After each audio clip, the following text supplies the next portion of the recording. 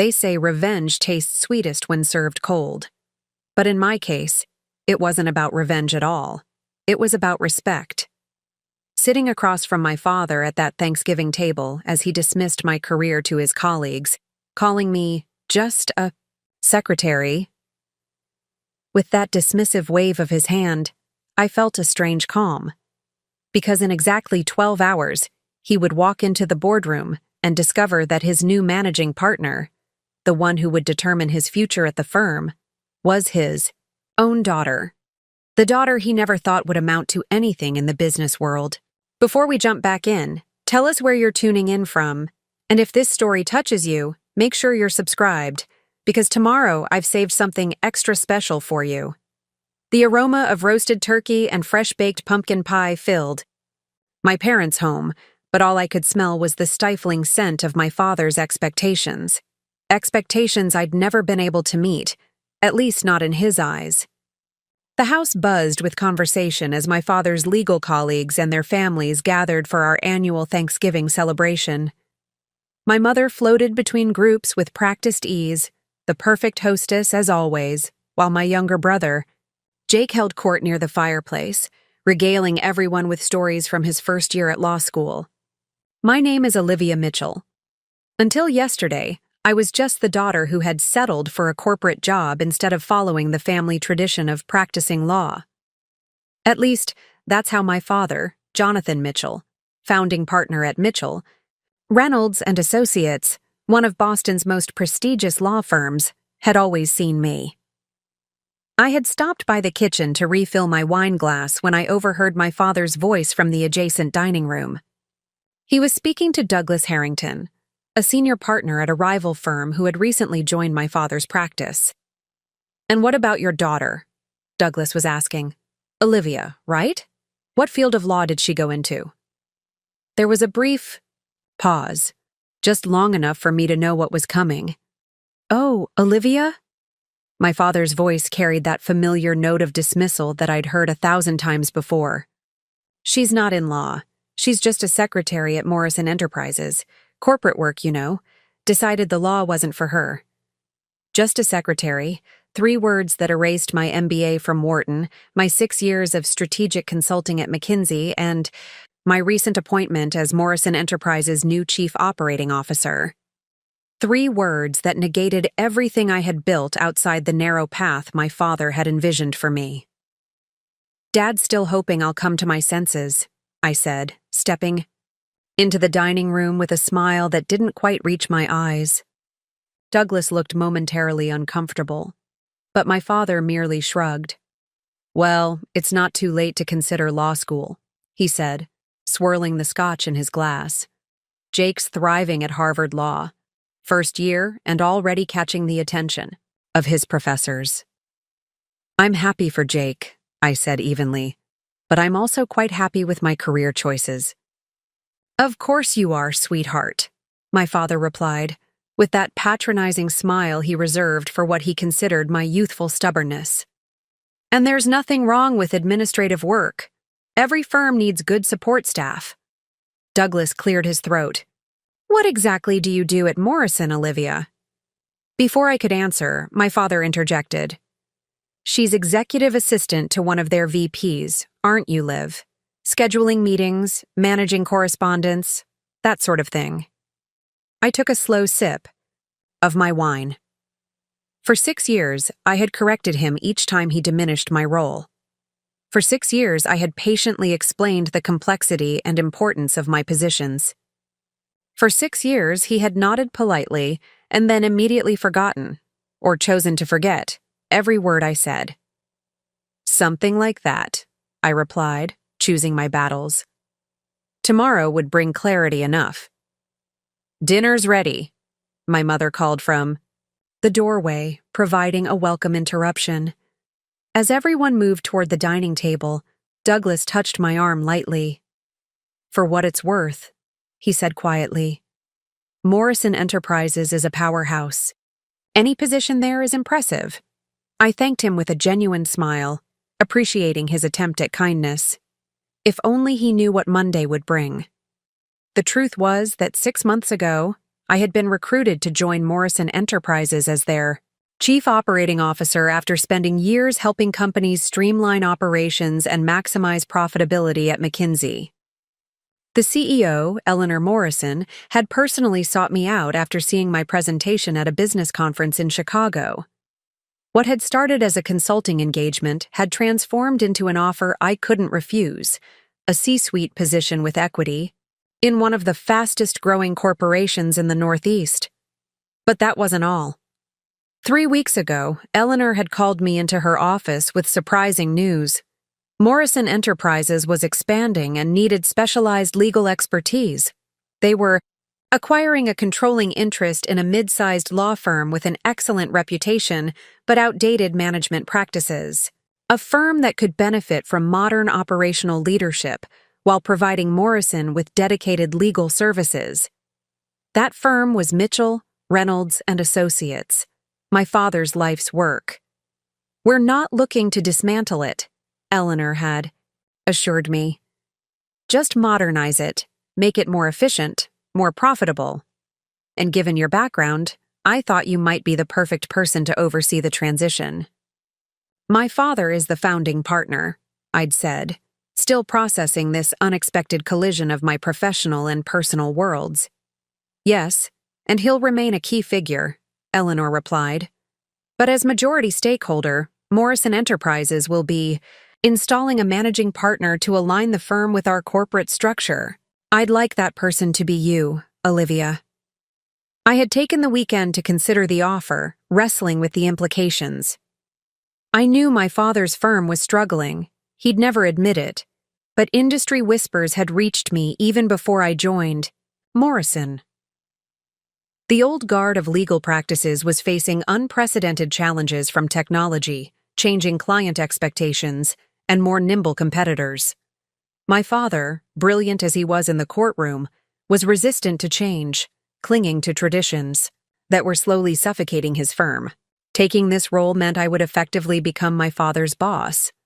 The daughter he had dismissed as just a secretary would be responsible for restructuring his life's work, evaluating his performance, and ultimately making decisions that would shape the future of his legacy. I accepted the position on Monday. The acquisition was finalized on Wednesday. And now, sitting at my parents' Thanksgiving table listening to my father extol the virtues of Jake's first-semester law school grades, I was the only person in the room who knew what Monday morning would bring. My father raised his glass in a toast. "To family traditions," he said, looking pointedly at Jake, "and to the next generation of Mitchell attorneys." I raised my glass with the others, a small smile playing at my lips. "To new beginnings," I added. My father had no idea how prophetic those words would be. The remainder of dinner passed in predictable fashion. My father dominated the conversation with stories from recent cases, legal anecdotes that had his colleagues nodding appreciatively and my brother hanging on every word. My mother periodically tried to include me in the conversation, a well-meaning but transparent attempt to give me some visibility. "Olivia just got a promotion, didn't you, dear?" she offered during a brief lull. "Oh." My father's interest was perfunctory at best. "Congratulations. Moving up in administration, are you?" "Something like that," I repeated, the same answer I'd given earlier. 6 years of corrections had taught me that providing details would only lead to more dismissal. "Well, that's nice," he said before turning to Jake. "Speaking of advancement, Douglas mentioned that his firm is already scouting for summer associates. With your first semester performance, you should be at the top of their list." And just like that, my promotion, my ascension to the C-suite of a billion-dollar corporation, was reduced to nice and immediately forgotten. After dinner, as the guests moved to the living room for coffee and dessert, I slipped away to my old bedroom. It remained largely unchanged from my high school days. Debate team trophies lined the bookshelves, academic awards hung on the walls. Evidence of early excellence that had somehow never been enough. I sat on the edge of the bed, scrolling through emails on my phone. There was a message from Eleanor confirming Monday's announcement meeting at Mitchell Reynolds and Associates. There were several from the transition team, attaching final reports on the firm's financial position, client roster, and personnel assessments. And there was one from Douglas Harrington, sent just 20 minutes ago during dinner. Olivia. Just connected the dots after some dinner research. Congratulations on the Morrison COO position. Impressive achievement. We should talk before Monday. Call me? I stared at the message, surprised. Douglas had obviously looked me up after our brief interaction and discovered my real position. He'd realized what was coming on Monday, what my father still didn't. No, that Morrison Enterprises was about to announce its acquisition of Mitchell, Reynolds, and Associates, with me as the new managing partner. I considered calling him immediately, but decided against it. Douglas was my father's colleague, recently poached from a competing firm. His loyalty should be to the partnership, not to me. The fact that he was reaching out suggested he was adept at reading political winds and adjusting his position accordingly. Useful information about his character, but not a relationship I wanted to cultivate through back channels. Instead, I texted back a professional but non-committal response. Thank you, Douglas. Happy to schedule time next week after the formal. Announcements are made. Enjoy the remainder of Thanksgiving with your family. I returned to the living room just as my father was launching into a story I'd heard countless times, how he'd built his firm from nothing, starting with just himself and a part-time paralegal in a tiny office downtown. It was a good story, one that genuinely showcased his determination and legal brilliance. It was also incomplete, omitting the advantages he'd had, family connections that brought his first major clients, a substantial loan from my grandfather, the market gap left, when a major competitor dissolved. These omissions bothered me less than they once had. Every success story is partially myth, simplified for narrative impact. What bothered me was knowing that in my father's retelling of his own legend, I would never figure as anything more than a footnote, his daughter who had chosen a corporate job over the family legacy, who had settled for being just a secretary rather than following in his illustrious footsteps. Mitchell, Reynolds, and Associates has represented some of the biggest corporate interests in this city, my father was saying, chest swelling with pride. When Morrison Enterprises needed counsel for their West Side development project last year, they came to us. You remember that case, Douglas. I nearly choked on my coffee. The West Side development project had been a disaster for Morrison, a tangle of regulatory complications, community opposition, and contractual disputes that had cost the company millions and months of delays. It was one of the reasons Eleanor had decided the company needed dedicated in-house legal counsel rather than continuing to rely on external firms. It was, in fact, the catalyst that had ultimately led to this acquisition. I do remember, Douglas said carefully, glancing my challenging situation. My father, oblivious to the undercurrents, continued. Challenging, but ultimately successful. Morrison got their approvals, didn't they? That's what matters in the end. At considerable additional cost and delay, I noted, unable to help myself. My father waved his hand dismissively. Corporate clients always focus on the bottom line, Olivia. They don't understand the complexities of regulatory law. That project was a win by any legal standard. I smiled, tightly but said nothing more. In less than 72 hours, my father would learn exactly how Morrison Enterprises viewed that win, and how it had factored into their decision to acquire his firm rather than continue as a client. As the evening wound down and guests began to depart, Douglas approached me again. I meant what I said in my email, he murmured. Very impressive career trajectory. Your father should be proud. Thank you, I said, genuinely appreciating his acknowledgement, though I've learned not to measure my success by my father's recognition. A valuable lesson, he replied, his expression thoughtful. One that some of us learn too late. I look forward to our conversation next week. After the last guest departed, I helped my mother clear the dessert plates while my father and Jake retreated to the study, the inner sanctum where the real Mitchell lawyers discussed cases and strategy. It was a familiar exclusion, one that had once hurt deeply, but now felt almost comical given the reality of my position. "Your father means well," my mother said softly as we loaded the dishwasher. It was her standard refrain, the peacemaker's mantra that had smoothed over countless dismissals and disappointments over the years. "I know, Mom," I replied, because it was easier than arguing. In his own way, within the narrow confines of his understanding, perhaps he did mean well. Perhaps in his mind, diminishing my corporate achievements was a form of encouragement, a way of saying I was capable of more, of real success as he defined it. "He just doesn't understand business," she continued, handing me a crystal wine glass to hand wash. "Law is all he's ever known. It's hard for him to value something outside his experience." This was new, not the excuse itself, but my mother's willingness to acknowledge my father's limitations. I looked at her more closely and saw something I hadn't noticed before, a weary resignation in her eyes, the subtle droop of her shoulders that suggested she too had grown tired of his narrow vision. "Has he told you anything about the firm's financial situation?" I asked carefully, uncertain how much she knew. She glanced toward the closed study door before answering. "Not directly.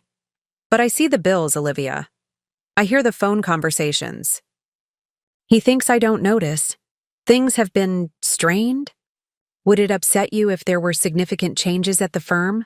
I asked, testing the waters. "If Dad's role were to shift?" She dried her hands slowly, considering the question. "Your father has defined himself by that firm for 30 years. Change would be difficult for him."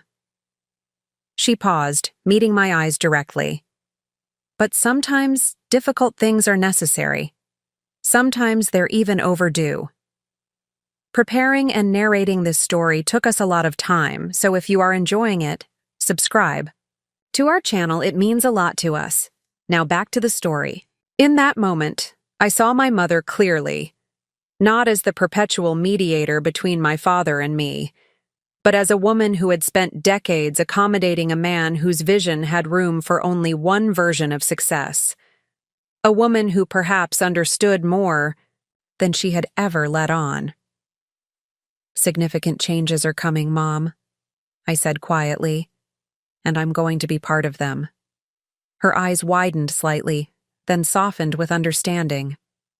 "The promotion," she said. "It's connected to your father's firm, isn't it?" I nodded, impressed by her perceptiveness.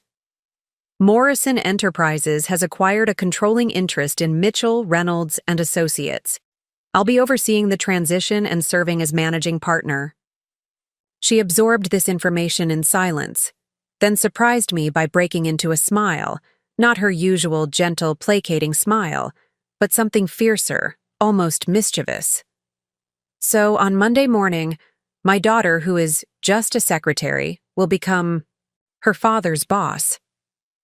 "Essentially, yes," I admitted. She picked up another wine glass, polishing it until it gleamed. "Well," she said with quiet satisfaction, "won't that be interesting?" We finished the dishes in companionable silence, co-conspirators in a revelation that would shake my father's carefully constructed world. When we finished, I kissed her goodnight and headed upstairs, declining her suggestion that I join my father and Jake in the study. Monday would bring enough confrontation. I saw no need to seek more tonight. In my childhood bedroom, I reviewed the presentation I would deliver on Monday morning. The restructuring plan, the new management hierarchy, the vision for integrating Mitchell, Reynolds, and Associates into the Morrison Enterprises family of companies. I refined my opening remarks, choosing words that would be firm but not vindictive, authoritative but not arrogant. This wasn't about revenge. It wasn't about finally proving myself to a father who had consistently underestimated me. It was about business, about taking a struggling law firm with excellent attorneys and outdated practices and transforming it into something more sustainable, more innovative, more aligned with contemporary client needs.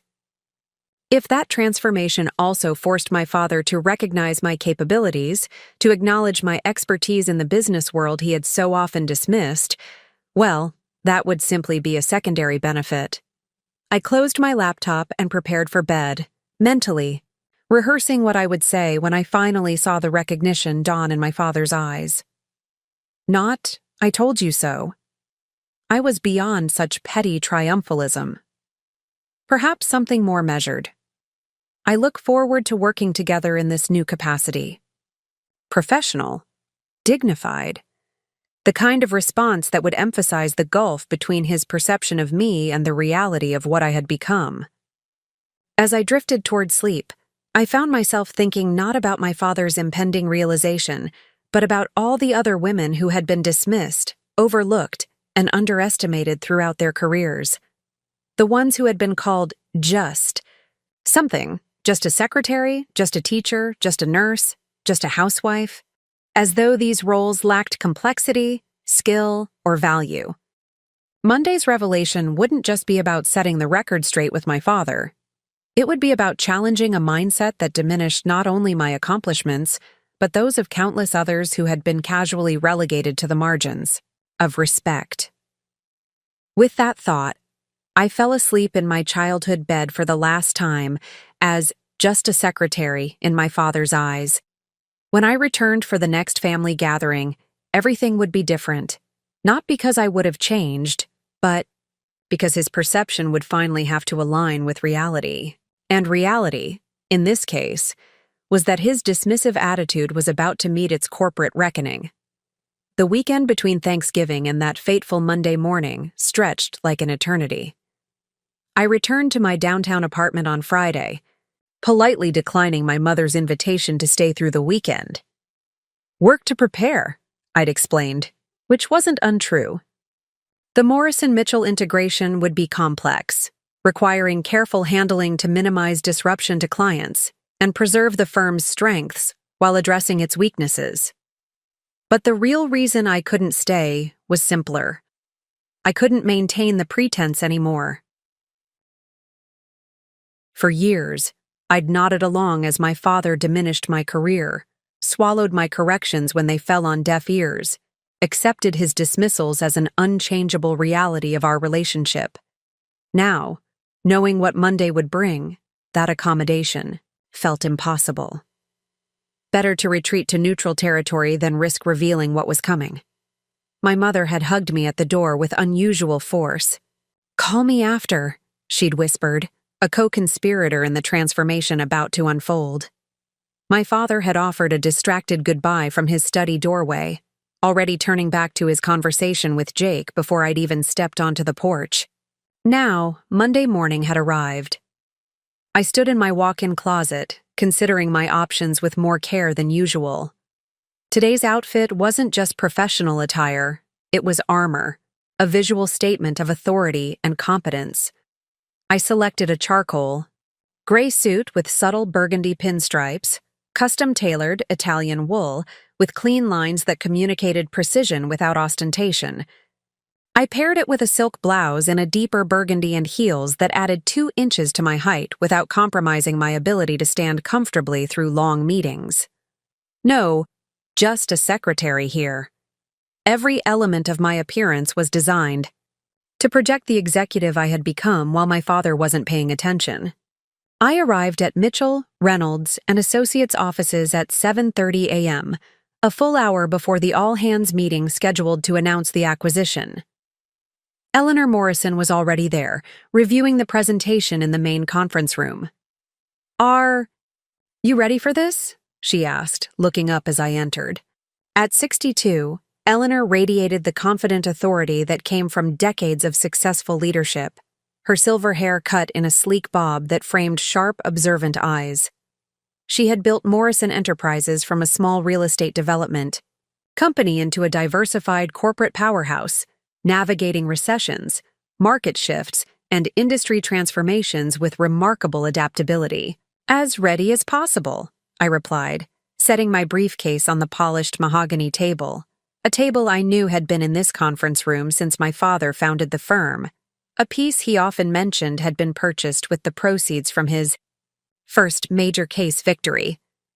You know, when I realized Jonathan Mitchell was your father, I almost reconsidered this arrangement, Eleanor said, studying me carefully.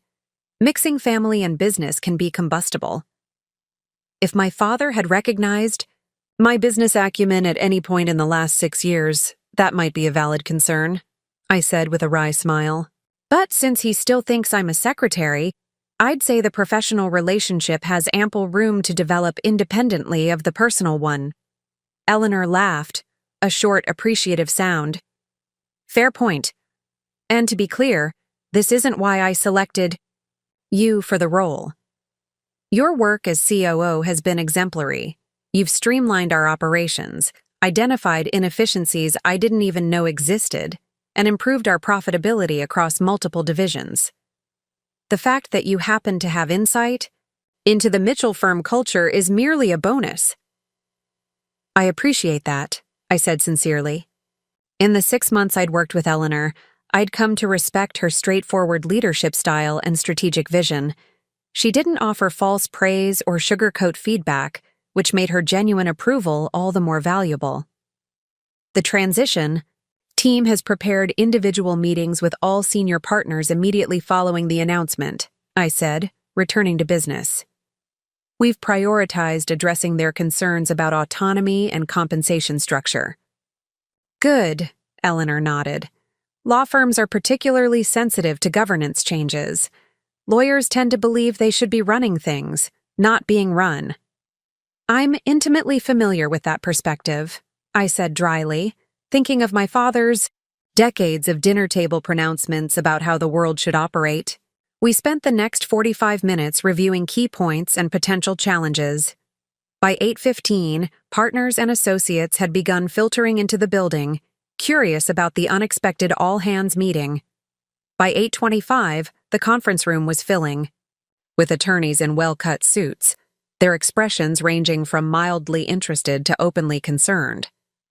My father arrived at 8:28, precisely 2 minutes before the scheduled start, a habit he'd maintained throughout his career, believing that arriving exactly on time demonstrated respect without wasting precious billable minutes.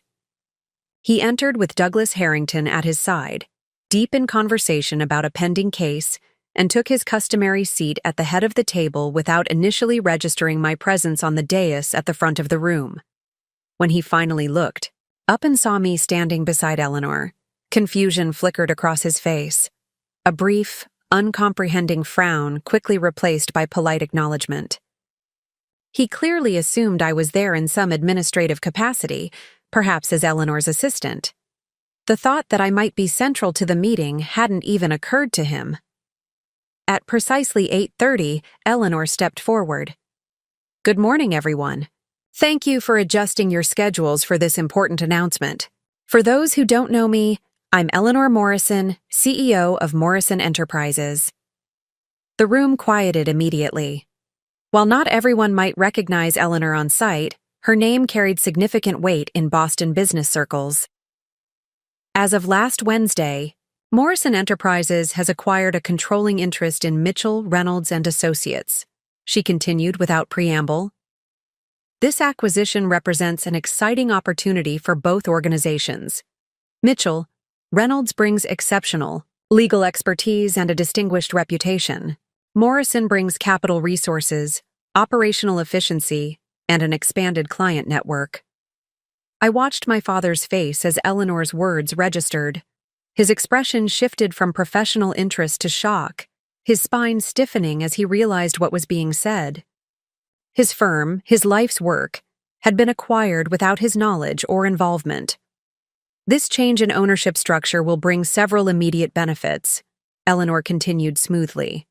Financial stability, enhanced technology infrastructure, streamlined administrative processes, and access to Morrison's extensive client base across multiple industries.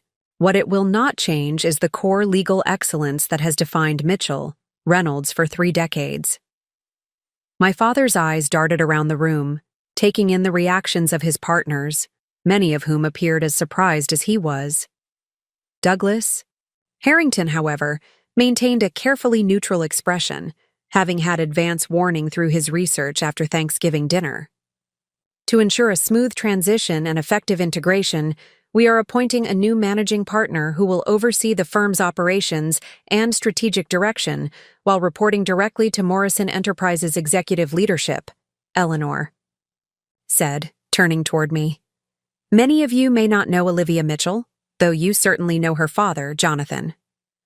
All eyes in the room swiveled to me, then to my father, then back again.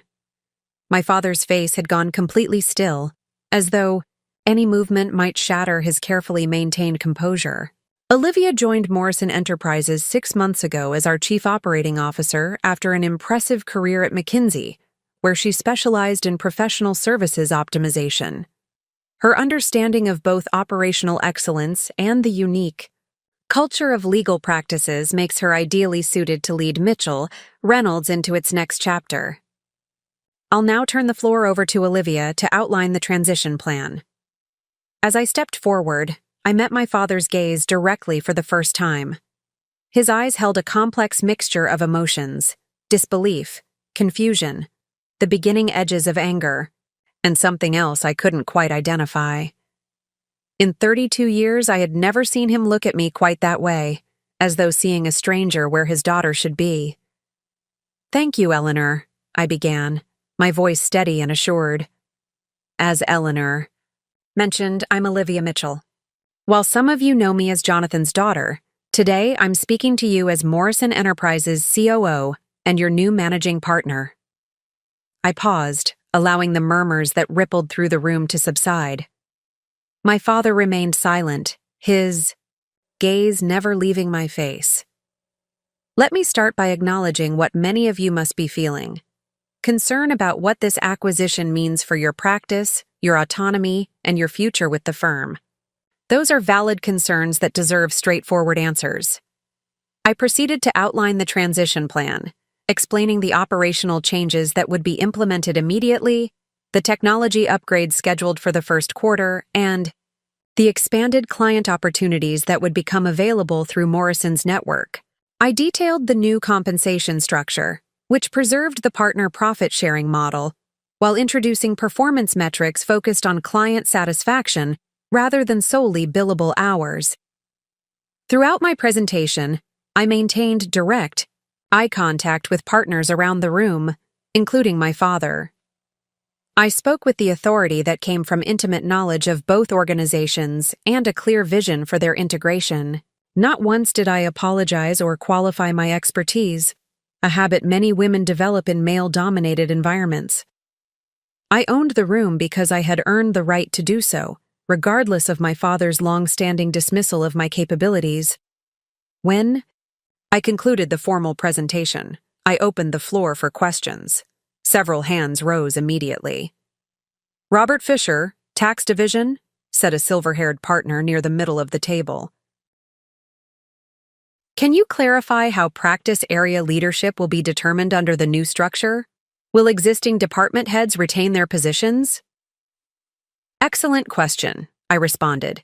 "Existing practice leaders will maintain their roles through the initial 90-day transition period, after which we'll conduct comprehensive performance reviews.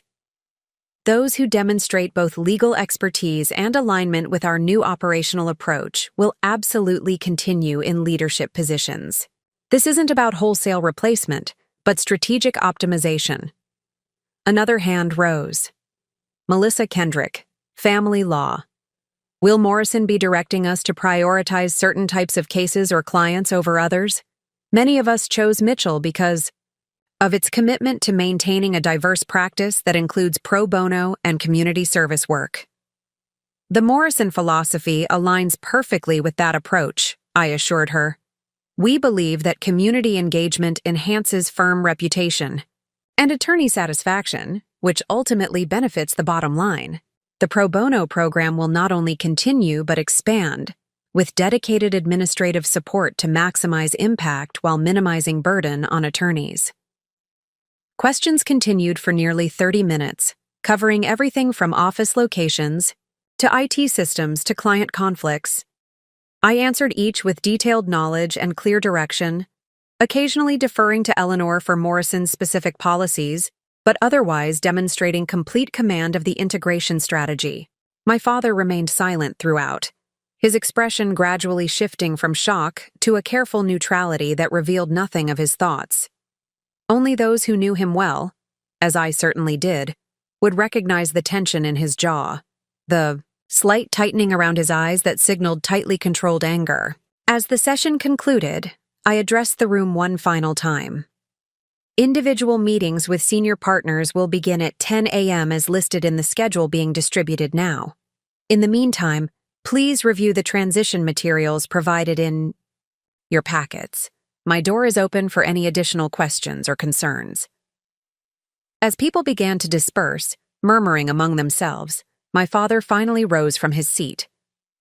He buttoned his suit jacket in a deliberate motion, a gesture I'd seen countless times before difficult conversations in court, and approached the dais where Eleanor and I stood. "Ms. Morrison," he said with formal courtesy, extending his hand. "I believe we met briefly during the West Side development negotiations. Might I have a word with my daughter? Privately?" Eleanor glanced at me, one eyebrow slightly raised in question. I nodded almost imperceptibly. "Of course," she replied. "I have calls to make before our next meeting. Olivia, I'll see you at 11 for the executive committee introduction." As Eleanor departed, my father turned to me, his expression now openly challenging. "My office, please." It wasn't a request but a command, the tone of a man accustomed to automatic deference. 6 months ago, even 6 days ago, I might have complied reflexively, falling into the familiar dynamic of the daughter seeking approval. Today, I met his gaze steadily. "Let's use the managing partner's office," I countered. "It's more appropriate for this discussion." His eyes flashed with irritation, but he nodded stiffly and followed as I led the way through the firm's corridors to the corner office that had been his for 3 decades. Staff members watched our progress with poorly concealed curiosity, no doubt already processing the implications of the morning's announcement. The managing partner's office, my father's office until approximately 20 minutes ago, was exactly as I remembered it from my infrequent visits over the years. Dark walnut bookshelves lined with legal volumes and industry awards. A massive desk positioned to command the room, facing the door so that anyone entering immediately felt the psychological impact of approaching the seat of authority. Behind it, floor-to-ceiling windows offered a sweeping view of Boston Harbor, a daily reminder of the premium real estate the firm occupied. My father closed the door behind us with careful control, then turned to face me. For a long moment, neither of us spoke. I allowed the silence to stretch, knowing from countless negotiations that the first person to break often conceded psychological advantage.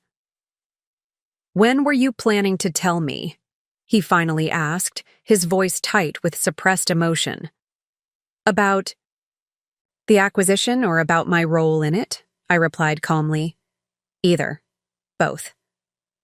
His hand made a sharp, dismissive gesture. "You sat at my table on Thanksgiving and said nothing while I spoke about the firm to Douglas, a man who apparently knew more about my daughter's career than I did. Would you have listened if I had tried to correct your assumptions?" I asked, genuine curiosity in my tone. For 6 years, I've attempted to explain my actual role in the business world.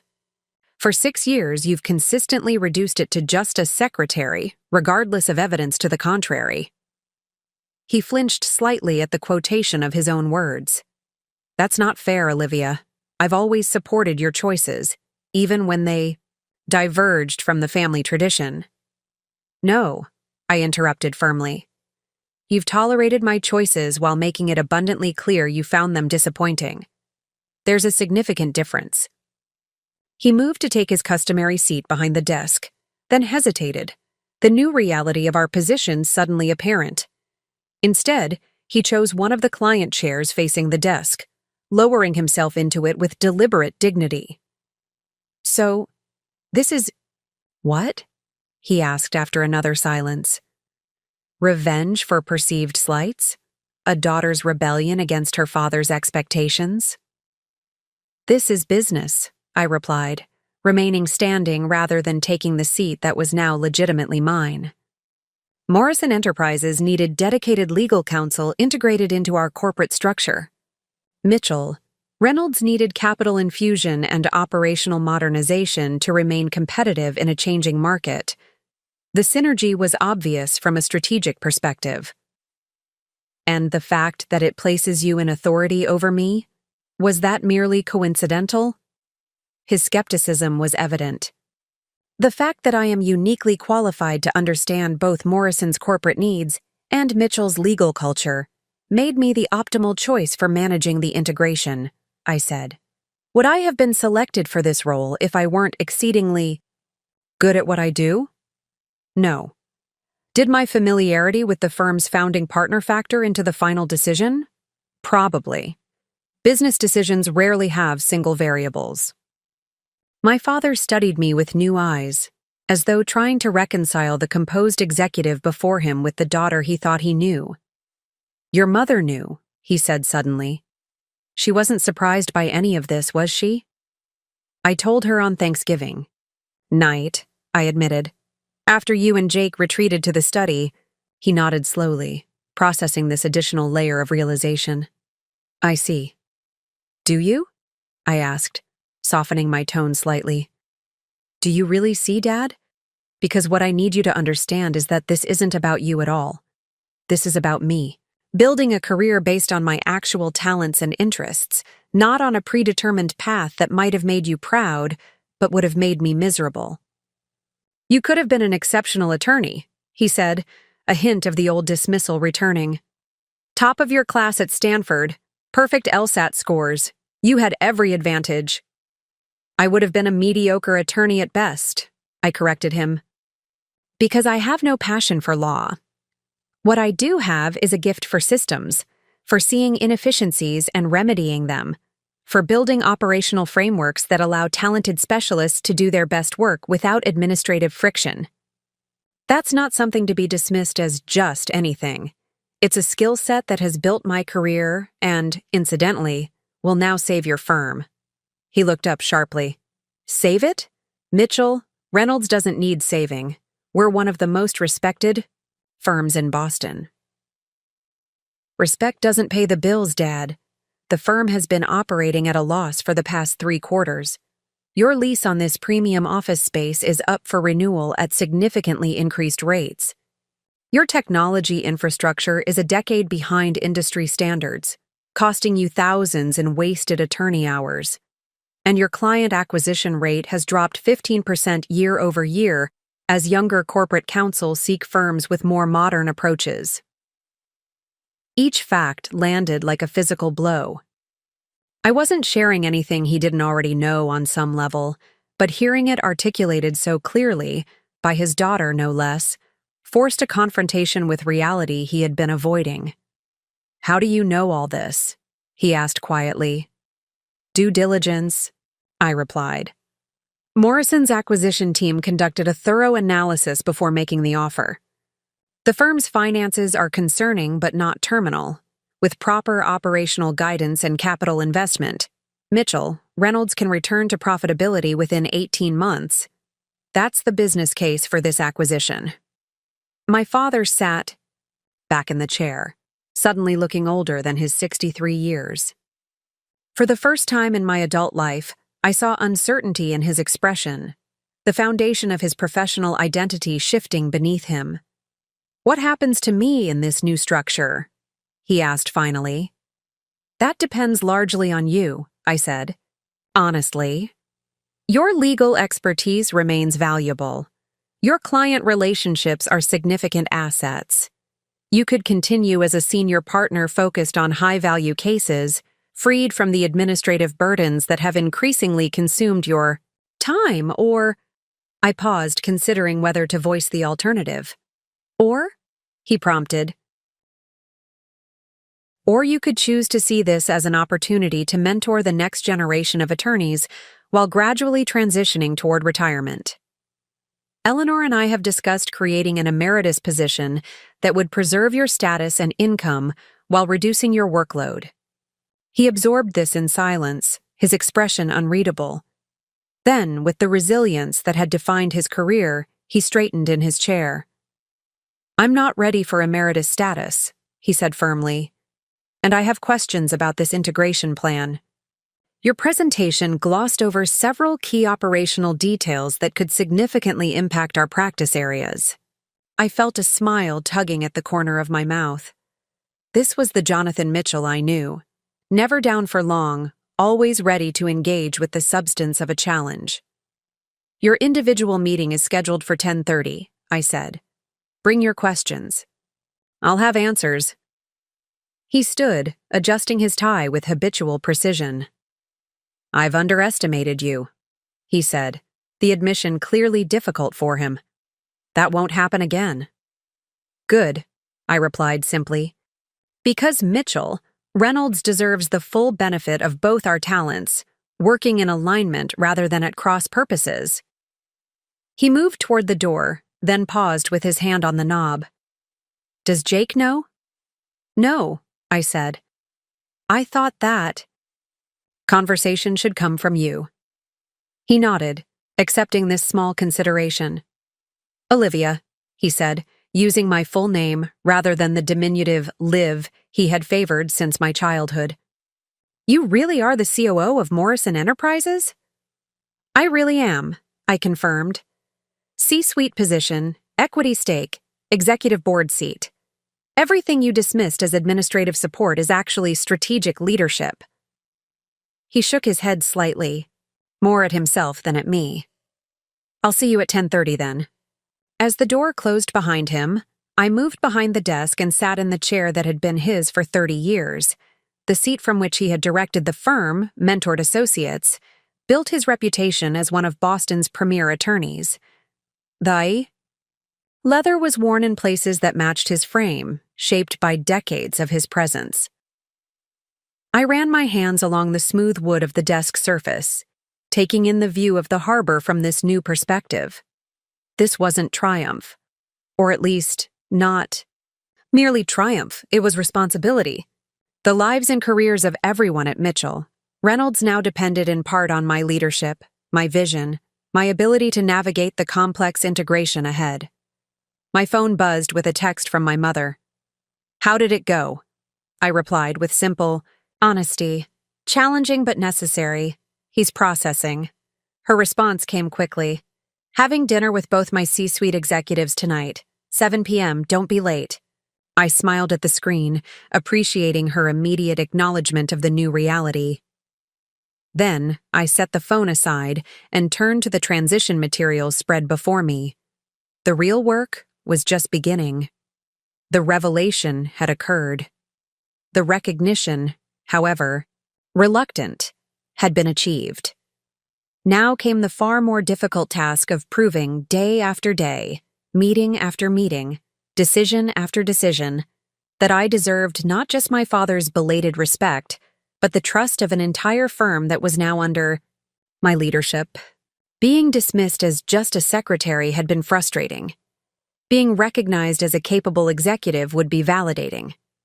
But being an effective leader who transformed Mitchell Reynolds while healing the professional breach with my father, that would be the real victory, one that transcended personal vindication to create lasting value. I picked up the phone on my desk now, and pressed the intercom. "Please ask Douglas Harrington to come in before his scheduled meeting time. I'd like to speak with him first." If I was going to lead this firm effectively, I needed to understand its internal dynamics from multiple perspectives, starting with the partner who had recognized my true position before anyone else. The game had changed, and I was now setting the rules. Douglas Harrington arrived at my office exactly 7 minutes after my summons, enough time to appear responsive without seeming overeager. His tailored navy suit and carefully neutral expression spoke of a man accustomed to navigating complex, professional situations with measured precision. "Olivia," he said, closing the door behind him. Or should I say, Ms. Mitchell now? Olivia is fine, Douglas, I replied, gesturing toward the chair my father had vacated. Please have a seat. He settled into the chair with practiced ease, his posture attentive but relaxed. Impressive presentation this morning. Not many executives could announce such a significant organizational change with that level of authority, particularly when facing a room full of attorneys predisposed to challenge every assertion.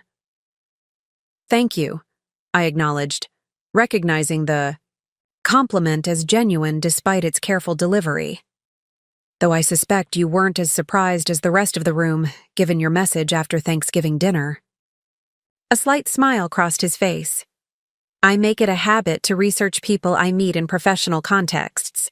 When your father introduced you as a secretary at Morrison, the disconnect was too significant to ignore. A simple LinkedIn search revealed the truth. And you chose to reach out rather than mention your discovery to my father, I observed. An interesting decision. Professional courtesy, he replied smoothly. It wasn't my place to correct your father's misperceptions, especially in a social setting, but it seemed prudent to establish direct contact with Morrison's COO before today's announcement. I studied him thoughtfully. Douglas had joined Mitchell, Reynolds only 4 months ago, recruited from Harrington, Patel and Associates, a smaller but well-regarded firm specializing in corporate restructuring. My father had mentioned the recruitment as a significant win, though I now wondered about the timing. When did you know about the acquisition? I asked directly. He met my gaze without hesitation. I had my suspicions when Morrison's outside. Counsel began requesting unusual levels of documentation about our client base and operational structure. Those suspicions grew when your name appeared on Morrison's executive leadership page shortly after. The connection seemed too coincidental to ignore. So you positioned yourself accordingly, I noted. Joining a firm you suspected might soon be acquired by a major corporation. I positioned myself where my skills would be most valuable, he corrected gently. Mitchell, Reynolds has an excellent reputation and client base but outdated management practices. Given my background in corporate restructuring, the opportunity to help navigate what I suspected would be a significant transition was professionally appealing. His answer was diplomatic yet honest, acknowledging the strategic element of vow, his decision without framing it as opportunistic. I found myself appreciating his directness. And now that the transition is confirmed? I asked. Now I'm hoping to be an asset to that transition, he replied. I have no long-standing allegiances or entrenched habits within the firm. I understand both legal practice and corporate operational requirements, and I'm comfortable with change, in ways that many of your father's contemporaries may not be. I nodded slowly, considering his implicit offer. The integration team will need partners who can help bridge the cultural gap between traditional legal practice and corporate efficiency models. Your background makes you well-suited for such a role. Precisely my thinking, he confirmed. However, I continued, I need to be certain where your loyalties lie. This morning you watched me effectively demote my own father while upending the power structure of a firm he built over 3 decades. That creates a complex dynamic. Douglas leaned forward slightly, his expression serious. My loyalty is to excellence and innovation, Olivia.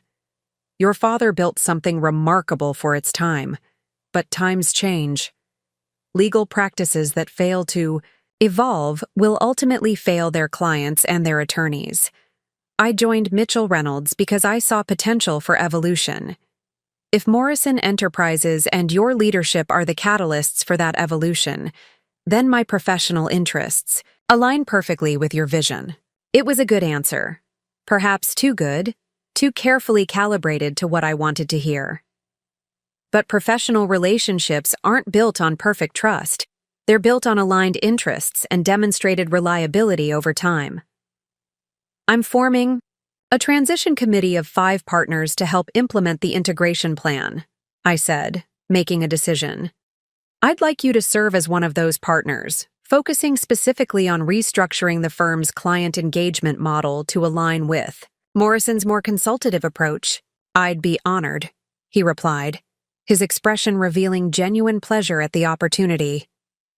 "Though I should warn you that some of the more traditional partners may see my involvement as confirming suspicions that I was somehow complicit in the acquisition."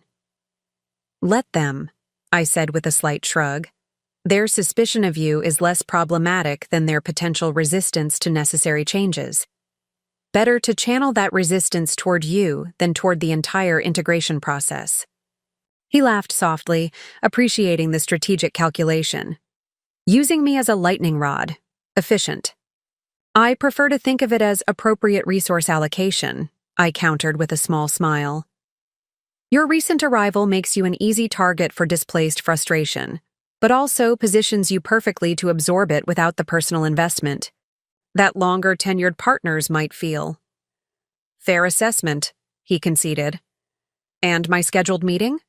Should we proceed with that now, or—" "We've covered the essentials," I said, glancing at my watch. "The formal meeting would be redundant. I have your transition committee assignment scheduled to be announced this afternoon, along with the other appointees." As Douglas rose to leave, he paused. "May I offer an observation, Olivia?" Speaking. "Now, as someone who has navigated numerous corporate transitions," I nodded, curious. "The most challenging aspect of your position won't be the operational changes. Those are straightforward, if sometimes painful. It will be balancing your professional authority with the personal dynamics, particularly with your father." His expression was thoughtful, almost sympathetic. He's built his identity around this firm and his position within it. Redefining that identity will require more than organizational charts and strategic plans. "I'm aware of the complexity," I acknowledged, appreciating his insight. "I don't doubt it," he replied. "But awareness and preparation are different things. Just be prepared for the personal cost of this transition. Professional victories often come with unexpected emotional complications." After Douglas left, I found myself reflecting on his parting observation. The morning had been consumed with the mechanics of the announcement, the presentation, the questions, the initial confrontation with my father. I'd prepared extensively for those elements, anticipating reactions and planning responses. But the longer-term personal implications remained largely uncharted territory. My intercom buzzed, interrupting my thoughts. "Ms. Mitchell, your 10:30 is here." My father, right on time as always. "Send him in," I replied. He entered with the same commanding presence he'd always brought to every room, though now tempered with a new wariness. He carried a leather portfolio filled with what I assumed were his questions about the integration plan, professionally prepared despite the personal shock he must still be processing. "Olivia," he said with formal courtesy, taking the seat across from me without waiting for an invitation. "I've reviewed the transition materials, and," I prompted when he didn't immediately continue. "And I have concerns," he replied, opening his portfolio to reveal several pages of neatly organized notes, beginning with the proposed realignment of practice areas. "Consolidating corporate litigation with general business services undermines the specialized expertise we've developed in securities litigation specifically." I nodded, appreciating his focus on substantive issues rather than personal grievances. "That's a valid concern, and one we're willing to reconsider.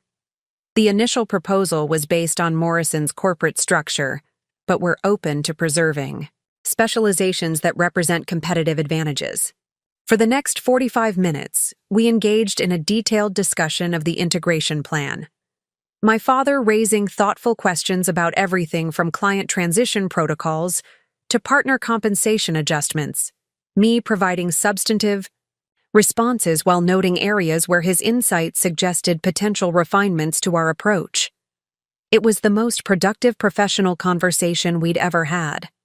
There was no condescension in his manner, no dismissal of my expertise. He engaged with me as he would any respected executive, challenging where appropriate, acknowledging valid points, focusing on objectives rather than egos. As our scheduled time drew to a close, he closed his portfolio and fixed me with a direct gaze. "You're well prepared," he said, a simple acknowledgement that nonetheless represented a significant shift in his perception, more so than I would have expected. "I've had 6 months at Morrison learning their operations, and 32 years observing yours," I replied. "My preparation didn't begin yesterday." A flicker of something, recognition, perhaps regret, crossed his face. "No, I suppose it didn't." He hesitated, then added, "Your mother says you're having dinner at the house tonight." "She invited me, yes." "Good," he nodded. "We should continue our discussion in a less formal setting." It wasn't quite an olive branch, but it was an acknowledgement that our relationship now extended beyond the professional dynamics we'd just navigated. Progress, however incremental. The remainder of the day unfolded in a carefully choreographed sequence of partner meetings, team introductions, and operational briefings.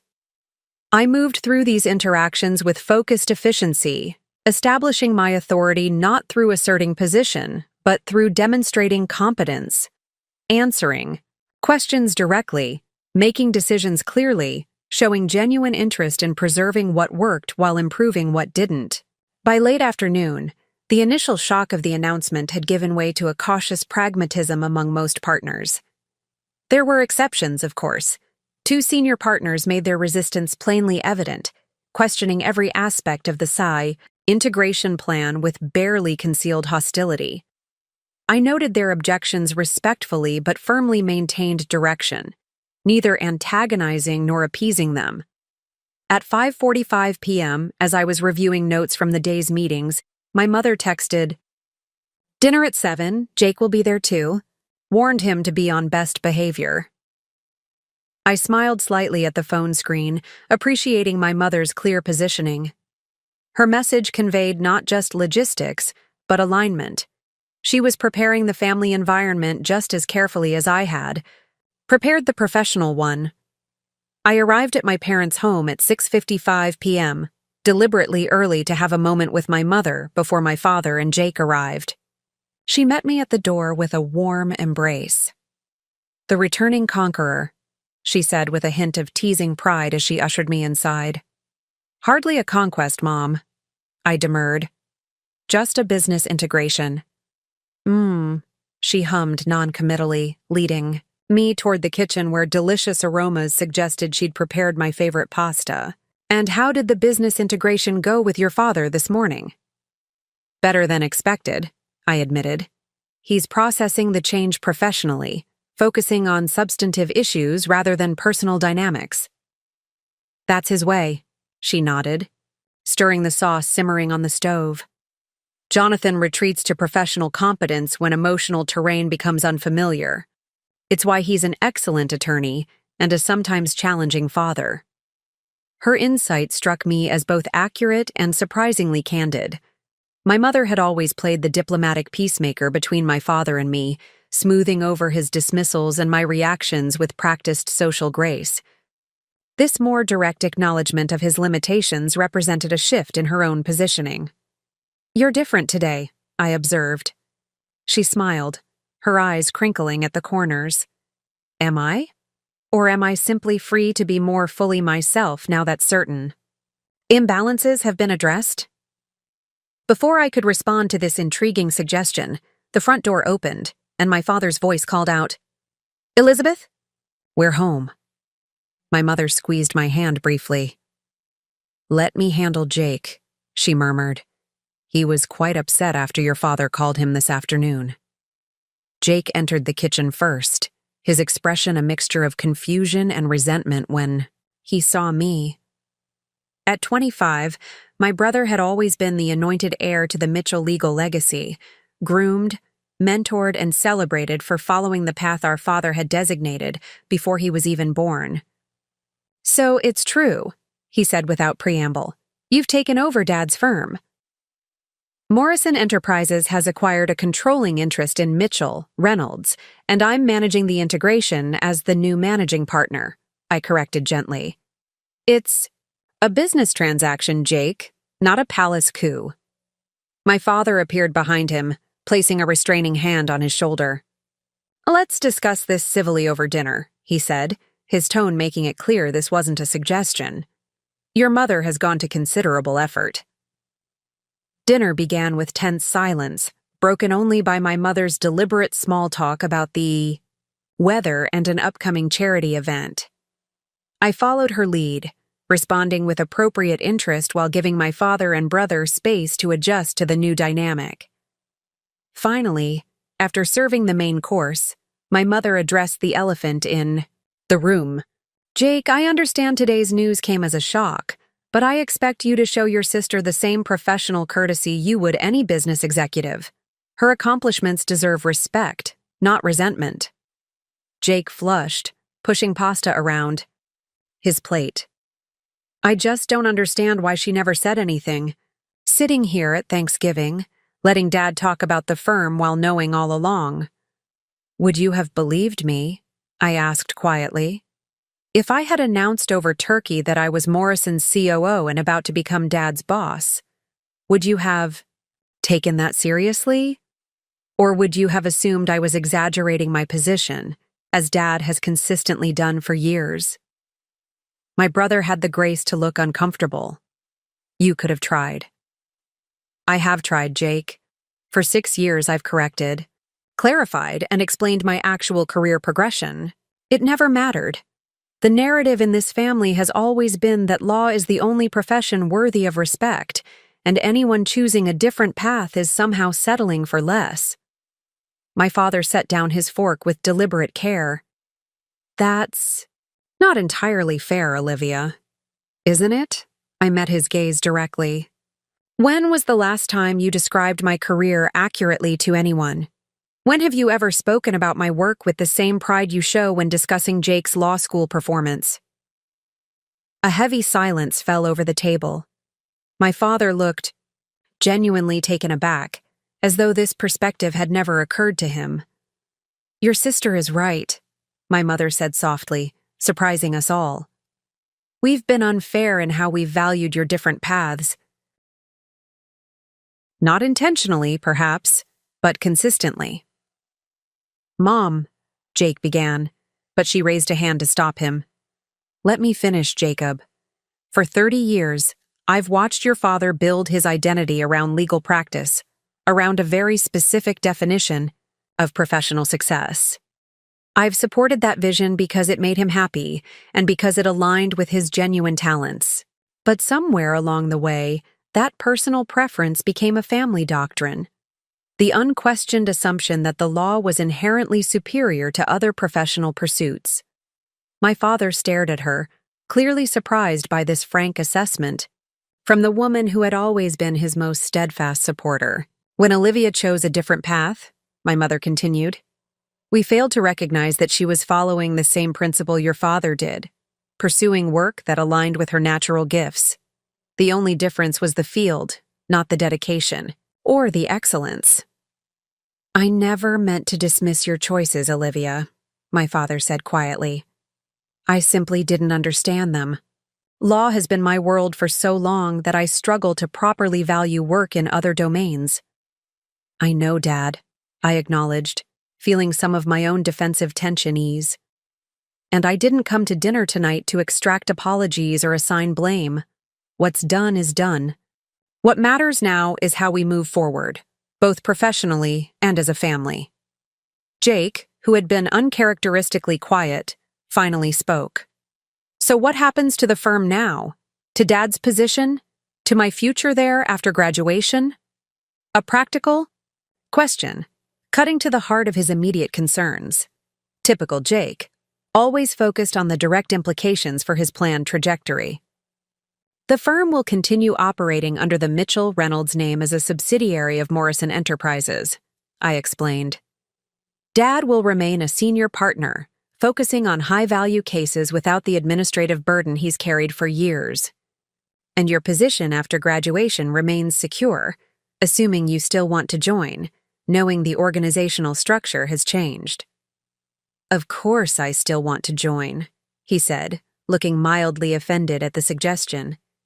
It's still Dad's firm, even if the ownership has changed. I exchanged a brief glance with my father, recognizing his influence in Jake's perspective. The firm had never simply been Dad's firm. It had partners, associates, a complex governance structure. But in our family narrative, it had always been presented as a singular achievement, a personal kingdom rather than a collaborative enterprise. It's more accurate to say it's still the same firm with the same core values, I corrected gently. The ownership change brings new resources and operational approaches, but the legal excellence remains the foundation. If anything, you'll be joining a more stable, forward-looking organization than would have been possible under the previous structure. My father nodded slowly. Your sister is right, Jake. The firm has been facing significant challenges that the Morrison acquisition helps address. This change, while unexpected in its specific form, was becoming necessary one way or another. It was perhaps the most direct acknowledgement he had yet made of the firm's financial reality, and the first time he had explicitly supported my perspective in front of Jake. The shift in his positioning was subtle, but unmistakable. So you're okay with this, Dad? Jake asked, clearly struggling to reconcile his father's apparent acceptance with his own sense of disruption. My father considered the question carefully before answering. I'm adjusting to it, he said finally. It's not the future I had envisioned for the firm, but I'm beginning to see that Olivia's approach may preserve what matters most while addressing problems I've been reluctant to confront. It wasn't unqualified enthusiasm, but it was honest and far more supportive than I had anticipated at this early stage. Something had shifted in him between our morning confrontation and this dinner conversation. Some recognition had taken root that allowed him to see beyond the personal challenge to his authority and consider the substantive merits of the change. I spent today in partner meetings, he continued, addressing me directly now. Heard their reactions to your presentation, their questions about the integration plan. Many were impressed, Olivia. Not just with the Morrison resources, but with your command of both the legal and operational aspects. Douglas Harrington in particular spoke highly of your strategic vision. Douglas only joined the firm 4 months ago, Jake pointed out. He hardly represents the old guard. Perhaps that's precisely why his perspective matters, my mother interjected. He sees the situation with fresh eyes, without decades of attachment to the status quo. As the conversation continued, I observed a gradual warming in the atmosphere. Not complete acceptance, particularly from Jake, but an emerging willingness to engage with the new reality rather than simply resist it. By dessert, we had moved from tense confrontation to something approaching normal family dinner conversation, albeit with an undercurrent of ongoing adjustment. When the evening concluded, my father walked me to my car while my mother and Jake cleared the dessert dishes. The November air was crisp, our breath forming small clouds in the darkness. I underestimated you, he said quietly as we reached my car. Not just professionally, though that's certainly true. I underestimated your resilience, your strategic thinking, your willingness to forge your own path despite my disapproval. I learned those qualities from you, Dad, I replied, surprising myself with the realization as I said it. Your determination, your strategic mind, your belief in your own judgment. Those are the traits that made you successful in law. I simply applied them in a different arena. He considered this, his expression thoughtful in the glow of the street lamp. Perhaps that's what I failed to see, how much of me exists in your chosen path, despite its difference from mine. He hesitated, then added, I'm proud of you, Olivia, not because you've achieved a position of authority over me, but because you've built something substantial on your own terms.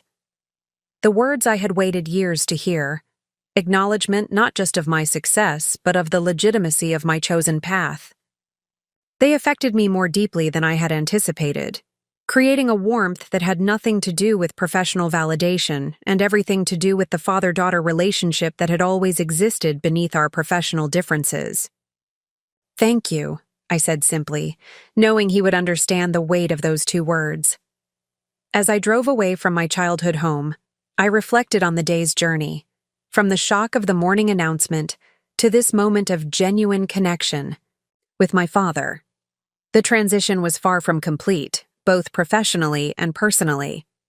There would be difficult days ahead as we navigated the complex integration of two organizational cultures and the equally complex recalibration of our family dynamics.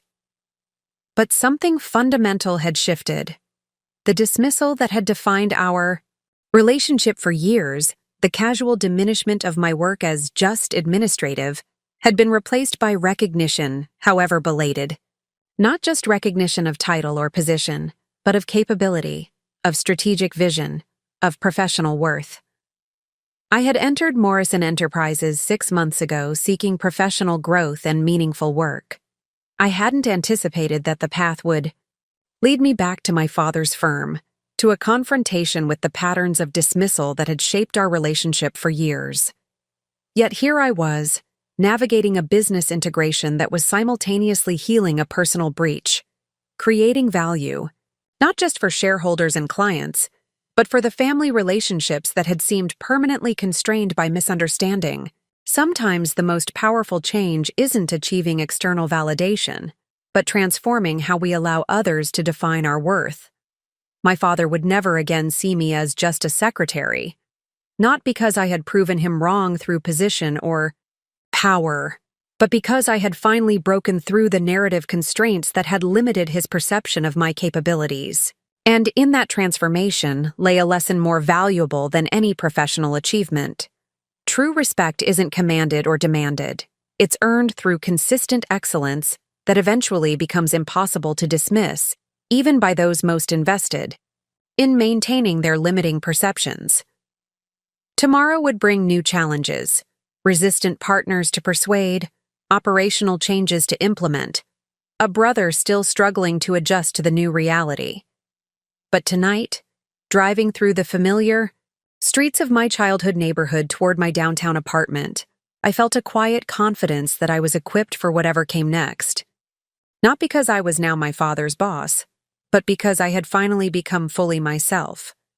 Recognized not just for what I did, but for who I was, on my own terms. And that recognition, beginning with my father but ultimately extending to myself, was the most significant adjustment of all. The honeymoon phase of any major organizational change typically lasts about 3 days. By day 4, the initial shock has worn off, the polite acceptance has faded, and the real resistance begins to emerge. Mitchell, Reynolds proved no exception to this pattern. 1 week after the acquisition announcement, I arrived at the office to find a message from my assistant. Emergency meeting called by Senior Partners Group in Conference Room B, 9 a.m. The fact that I hadn't been formally notified, merely informed after the fact, spoke volumes about the nature of this emergency. I glanced at my watch, 8:47 a.m., perfect timing for them to gather and build collective momentum before I could intervene. A classic resistance tactic, one I'd seen countless times during organizational transformations at McKinsey.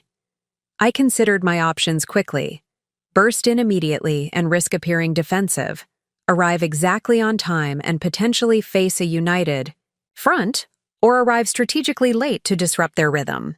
I chose option 4. At 8:50 a.m., I called Douglas Harrington. "Douglas, are you aware of the senior partners meeting happening right now in Conference Room B?" "I am," he confirmed, his tone carefully neutral. "I received an email from Gerald Winthrop late last night, rather pointed language about preserving the firm's core values and addressing concerning developments in the integration process." Gerald Winthrop, my father's closest colleague and friend for over 25 years, head of litigation, and the most traditionally minded of the senior partners. His resistance was expected, though the speed of his mobilization was impressive. "And you're attending?" I asked. I thought it might be valuable to have eyes and ears in the room, he replied diplomatically. Indeed. Would you be willing to record and stream the meeting to me? Privately, of course. There was a brief pause. That would be unorthodox, he said carefully, neither accepting nor refusing outright. So is calling an emergency partners. Meeting without notifying the managing partner, I countered. I'd prefer to understand the exact nature of their concerns before responding. Another pause, longer this time. I can leave my tablet running with the conference app open, he finally offered. Audio only, placed in my briefcase. Would that suffice? Perfectly, I replied. Call my private line when you're set up. 3 minutes later, my phone rang. Douglas had positioned his tablet strategically, allowing me to hear the conversation. Already underway in Conference Room B, Gerald Winthrop's distinctive baritone dominated the audio. Unprecedented in the firm's history. Decisions about practice area realignment being made without proper partner consultation. Staff reassignments happening without departmental approval. And this morning I discovered the Morrison HR team has begun evaluating our compensation structure, including partner distributions that were established in our founding charter. Murmurs of agreement followed this recitation of grievances. I recognized several voices: Richard Thornton from the tax division, Elaine Woodward from estate planning, Benjamin Clark from corporate. The question, Gerald continued, is how we respond. We remain majority stakeholders in our practice areas, regardless of the corporate ownership structure. If we present a united front against these changes, Morrison will have to reconsider their approach. Have you spoken with Jonathan about this? Asked a voice I identified as Margaret Reeves, one of the more moderate senior partners. Jonathan is conflicted, Gerald replied carefully. His daughter's position complicates his ability to take a firm stand. I've kept him informed, but thought it best not to involve him directly in this initial discussion. Interesting that Gerald would position my father as conflicted rather than aligned with the resistance. Either he wasn't confident of my father's support, or he was strategically keeping my father insulated from potential fallout. Either way, it revealed uncertainty about where my father truly stood. What about the other partners? This was Benjamin, Clark's voice. We're only 8 people in this room out of 22 partners total. The younger partners lack the institutional history to fully grasp what's at stake, Gerald dismissed. Many of them seem quite taken with Morrison's promises of technology upgrades and expanded client access. And Douglas? Margaret again. He's not here. Harrington is a recent addition with ties to the corporate restructuring world, Gerald said, his tone suggesting this was explanation enough. His loyalty to the firm's traditional values is uncertain.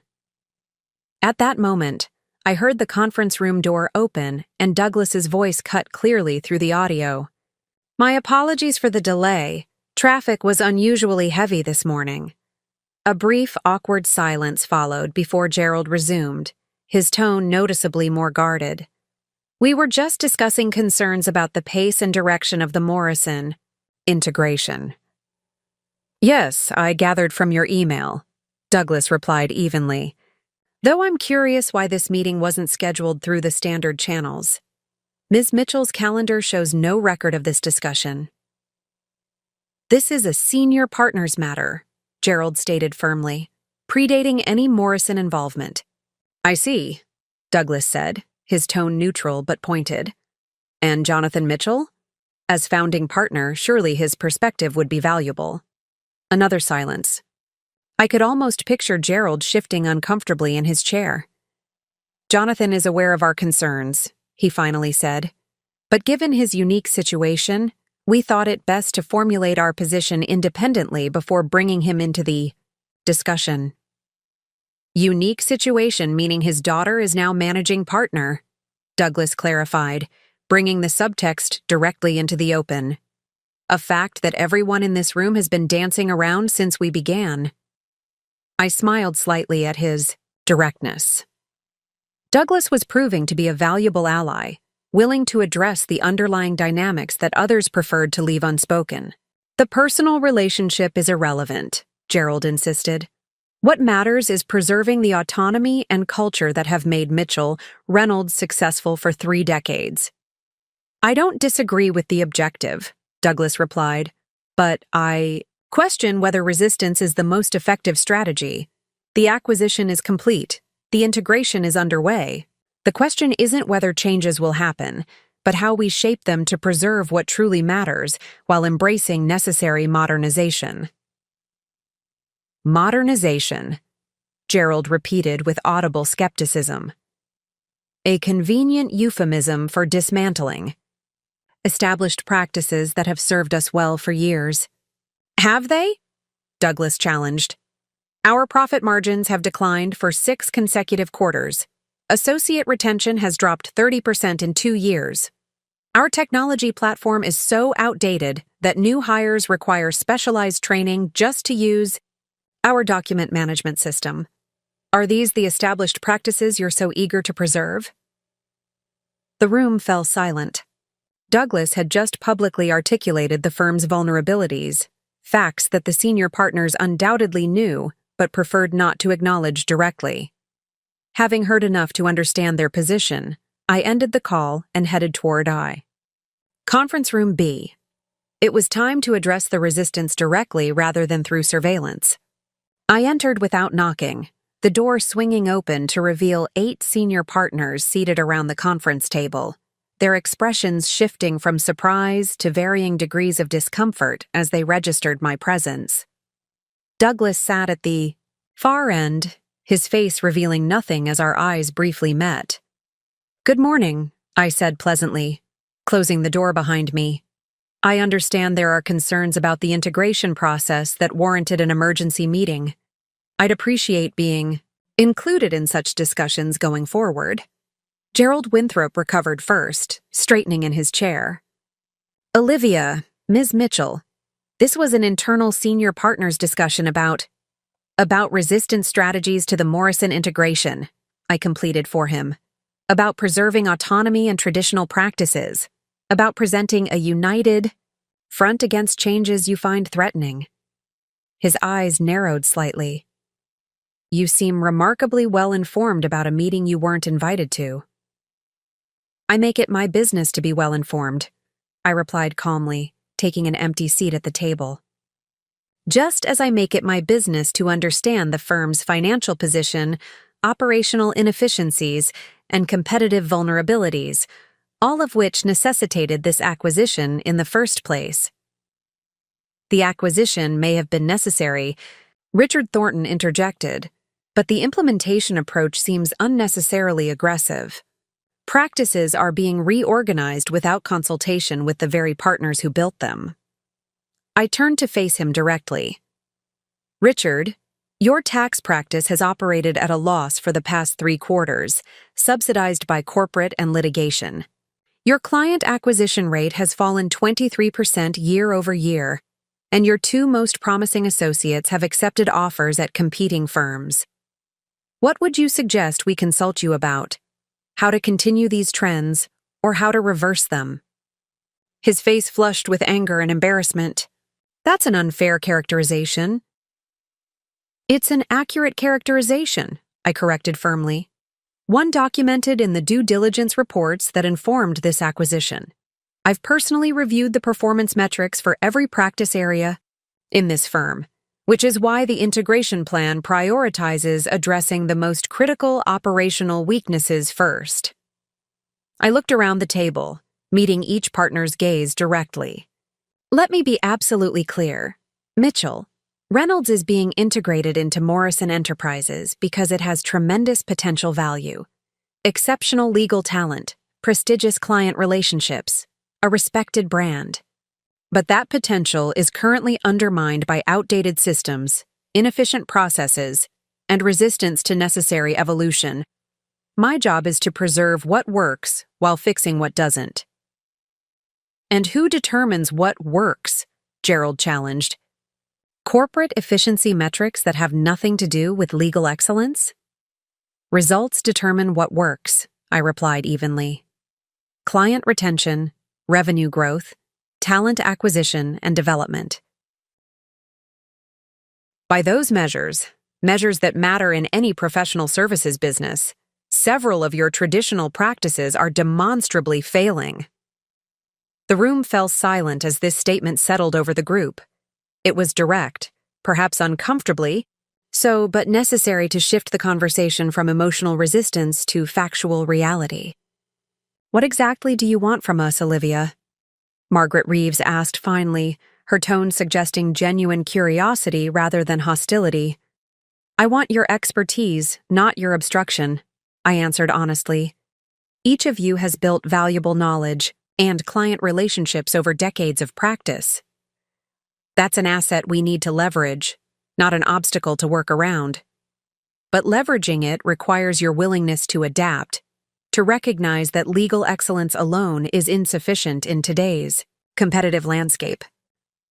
And if we're not convinced of the need to adapt as dramatically as Morrison proposes, Gerald pressed. Then you have choices to make, I said simply. You can work constructively to influence the direction of change. You can accept the changes with professional grace even if you disagree, or you can explore opportunities elsewhere. What you cannot do is undermine the integration through coordinated resistance while continuing to benefit from the firm's resources and reputation. This blunt articulation of their options created another weighted silence.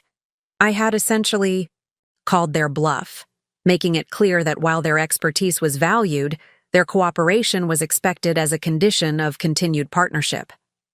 Benjamin Clark broke the silence. You mentioned our expertise. How specifically do you see that being incorporated into the integration process, given that decisions like practice realignment seem to have been made without our input? It was a fair question, one that offered an opening for constructive engagement rather than continued confrontation. I decided to meet it with equal constructiveness. The initial integration framework was developed based on operational analysis and Morrison's previous experience with professional services acquisitions, I explained. But implementation details, including practice area configuration, remain flexible. I'm forming a partner advisory council to provide structured input on implementation decisions, with emphasis on preserving client relationships and leveraging specialized expertise. And the composition of this council? Margaret inquired. 6 partners representing different practice areas and tenure levels, I replied. I'd like 2 senior partners, 2 mid-level, and 2 junior partners, elected by their respective peer groups. The council will meet weekly with the integration team to review proposals and offer alternatives where appropriate. This proposal visibly shifted the energy in the room. By offering a structured mechanism for influence rather than merely demanding compliance, I had acknowledged their legitimate interest in shaping the firm's future while maintaining the clear direction of the integration. That seems reasonable, Margaret conceded, looking around at her colleagues. Though the devil will be in the details of how much actual influence this council would have. The council will have meaningful advisory authority, though final decisions remain with the integration team, I clarified. This isn't co-management, but it is genuine consultation. When would this council be formed? Benjamin asked, his tone suggesting growing interest in the concept. Elections could be held this week, with the first meeting scheduled for Monday, I proposed. I'll circulate a formal structure document by end of day today. As the conversation continued, focusing now on the practical aspects of the council, formation rather than resistance to the integration itself, I observed the subtle but significant shift in the group's positioning.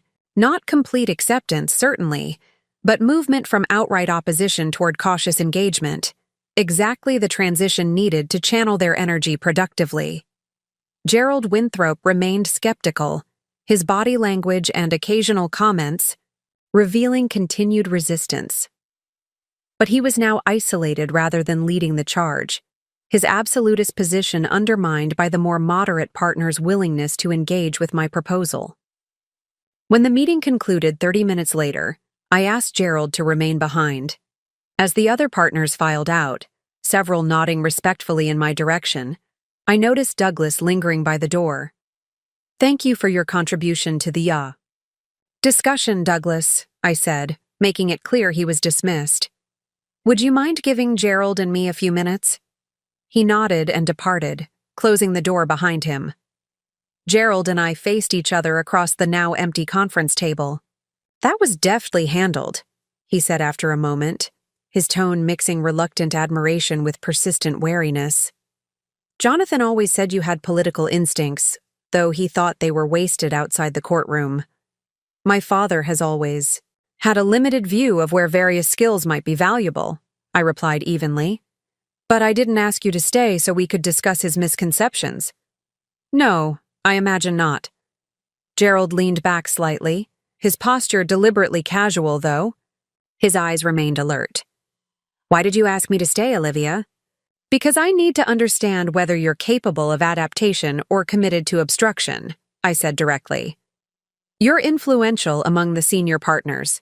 You have legitimate expertise that could benefit the firm going forward.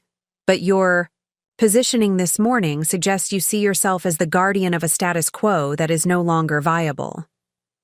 He studied me for a long moment before responding.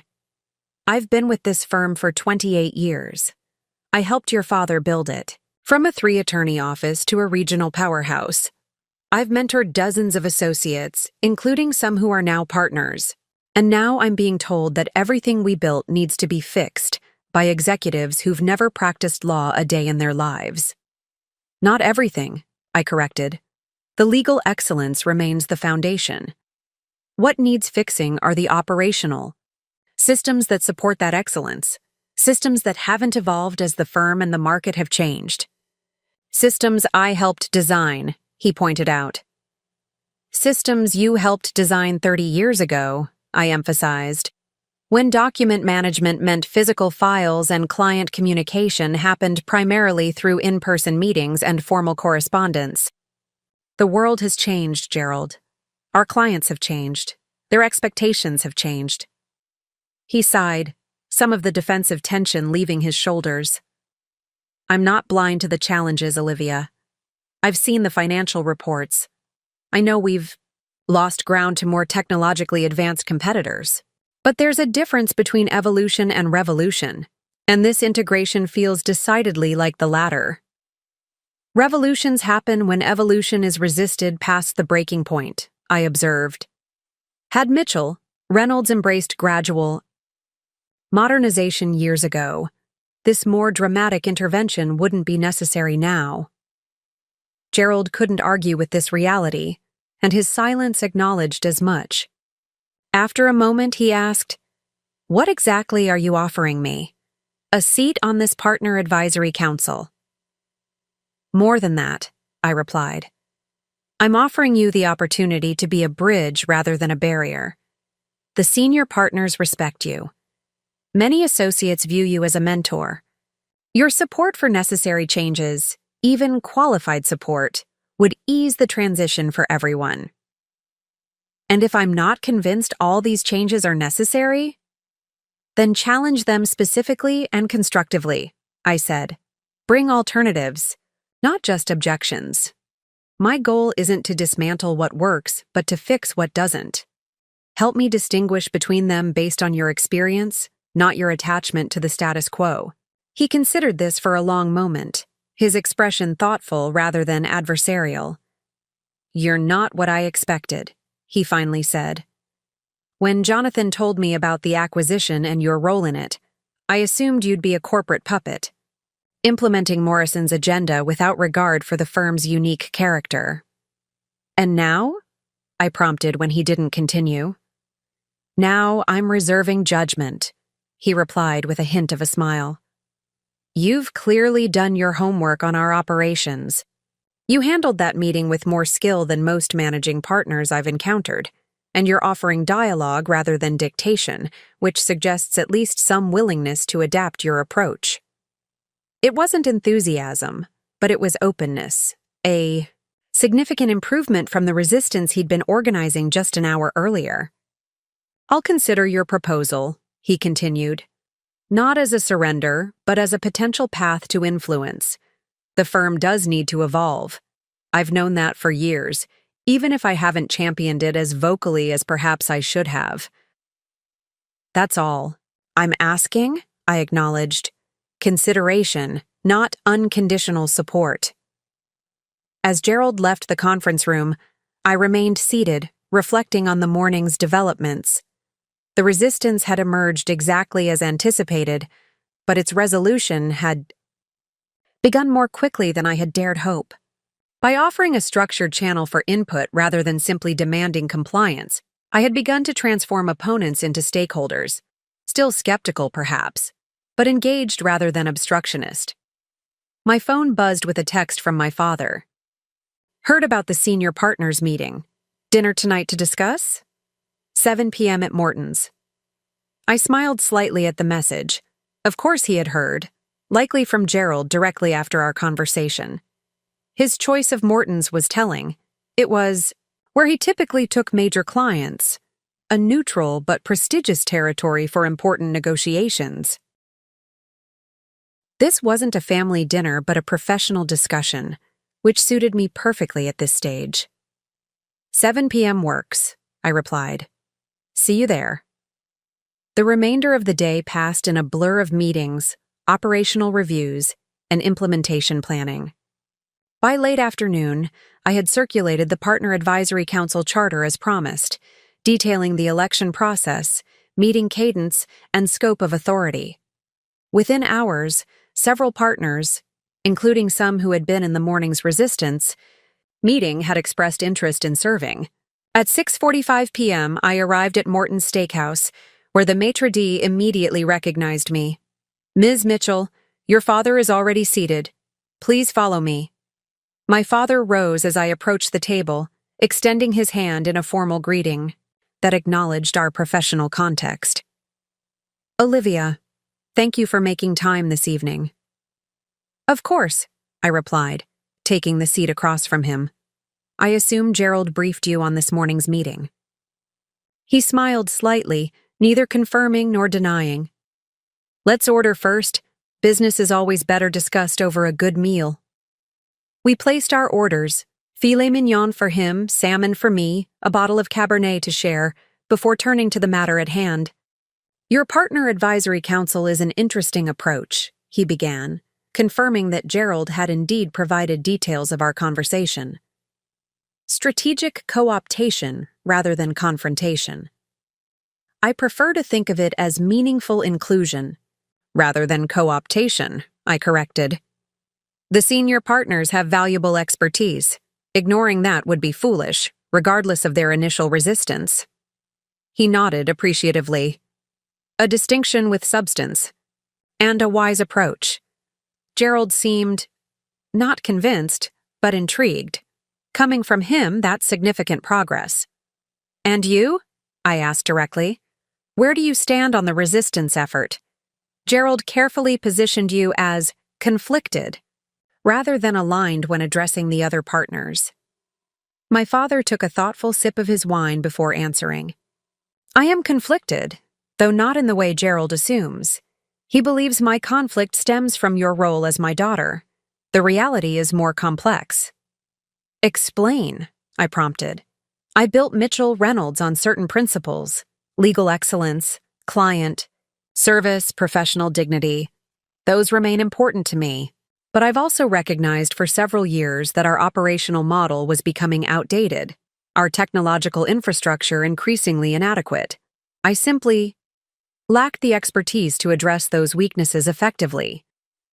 This was, perhaps, the most direct acknowledgement he had ever made of his own limitations, a significant evolution from the seemingly infallible figure who had dominated my childhood perception. The firm needs to change, he continued. I've known that longer than most of the senior partners realize.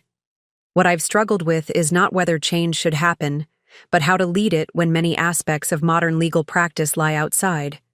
My expertise. So you're not opposed to the integration, I clarified.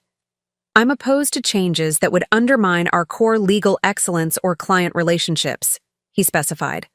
But many of the operational changes Morrison proposes, technology modernization, streamlined administrative processes, more sophisticated marketing approaches, these are overdue enhancements, not threats. His position surprised me. I had anticipated reluctant acceptance of inevitable change, not this level of affirmative recognition of its necessity. You never expressed this perspective when you were managing partner, I observed. The firm maintained traditional approaches under your leadership despite these market pressures. He nodded, acknowledging the critique.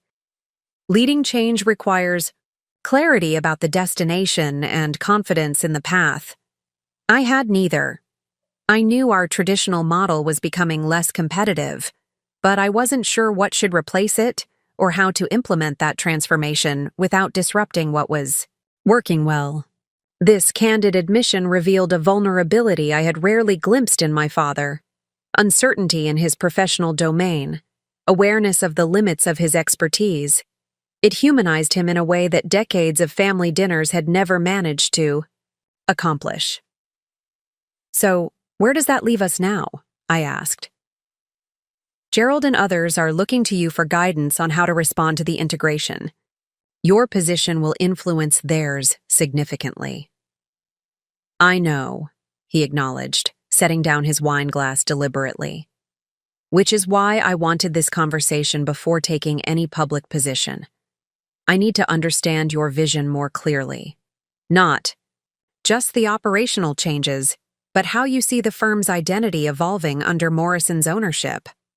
For the next hour, over expertly prepared steaks and a second glass of wine, we engaged in the most substantive professional conversation of our relationship.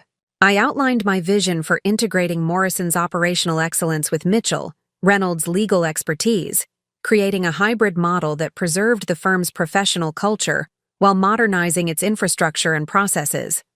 My father listened attentively, asking incisive questions about client transition protocols, associate development programs, and partner autonomy in case management.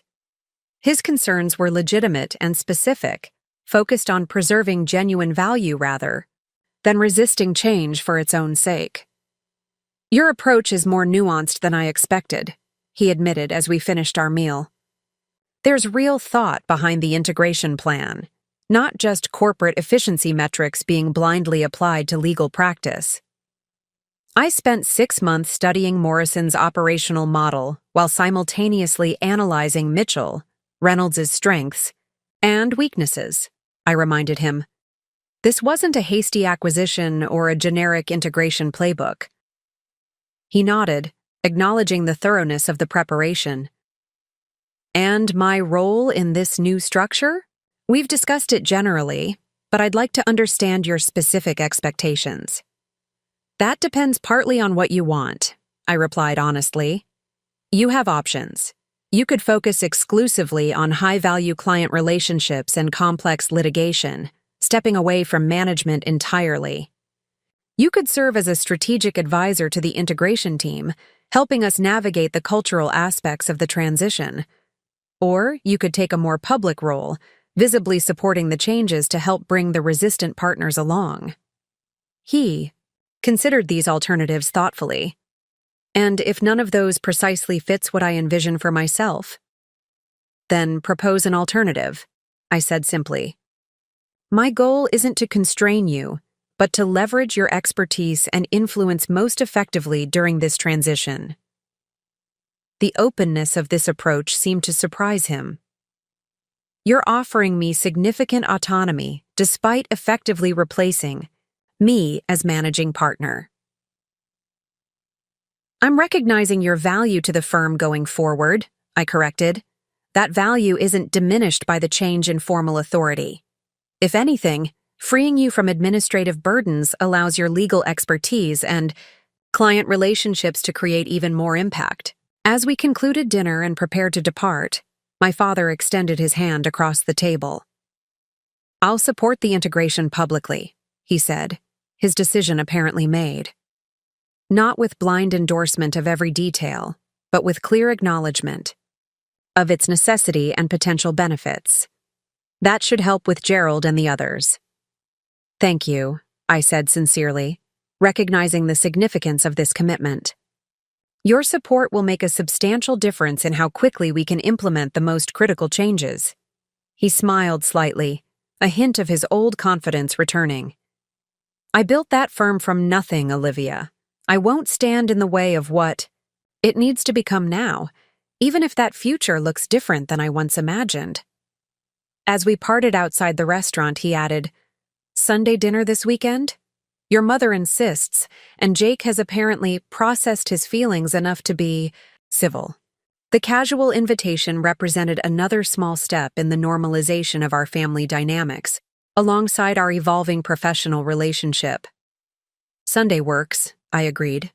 Tell Mom I'll bring dessert. Driving home that evening, I reflected on the day's progress.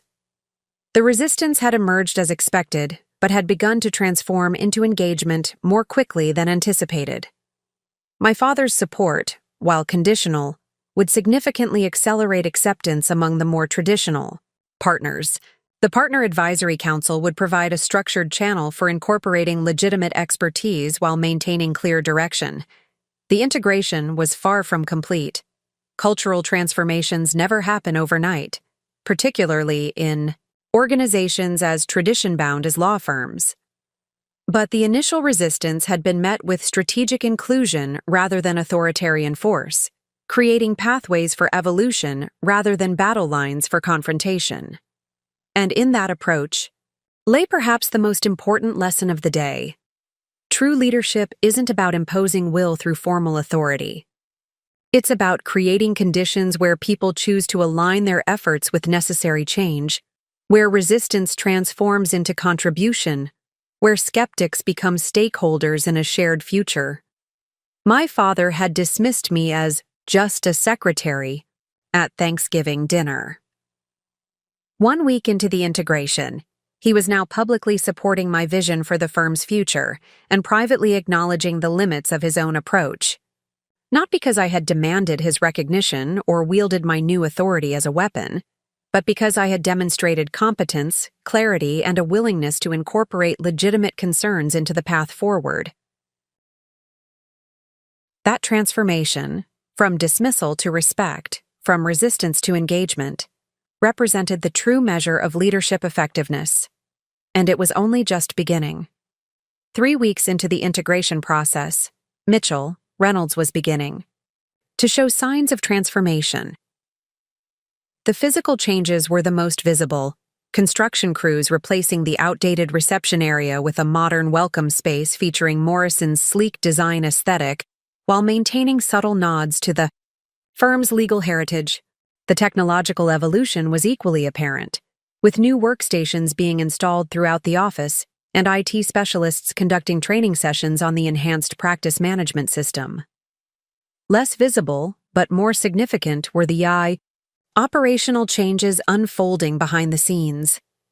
The Partner Advisory Council, now fully formed and meeting twice weekly, had begun actively contributing to implementation decisions. Practice areas were being thoughtfully realigned based on client needs rather than historical divisions. The compensation structure was evolving to balance traditional partner equity with performance metrics focused on client satisfaction and operational efficiency. I arrived early that Wednesday morning, using the quiet hours before the office filled to review progress reports from each integration workstream. The firm's energy was different now, still marked by occasional resistance and persistent questions, but increasingly characterized by engagement and cautious optimism as tangible improvements began to emerge. My assistant Clara appeared at my door with a steaming cup of coffee. "Your 8:30 with the marketing team is confirmed," she informed me. "And Ms. Morrison asked if you could call her before the executive committee meeting at 11. "Thank you, Clara," I replied, accepting the coffee gratefully.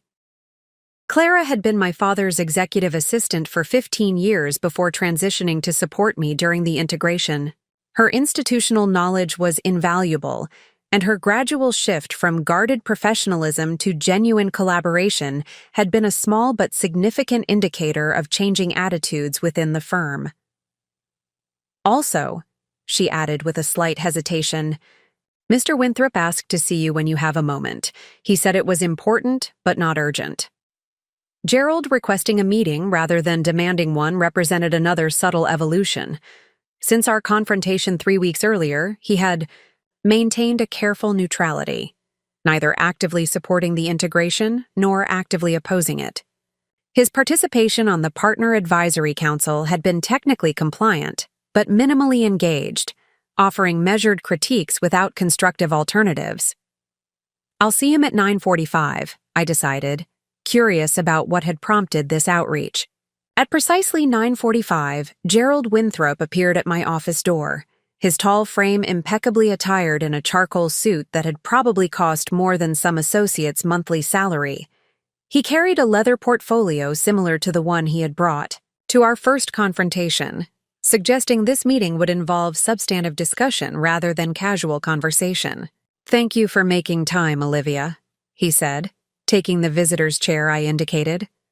"I've been reviewing the litigation practice realignment proposal, and I believe there's an opportunity we're missing."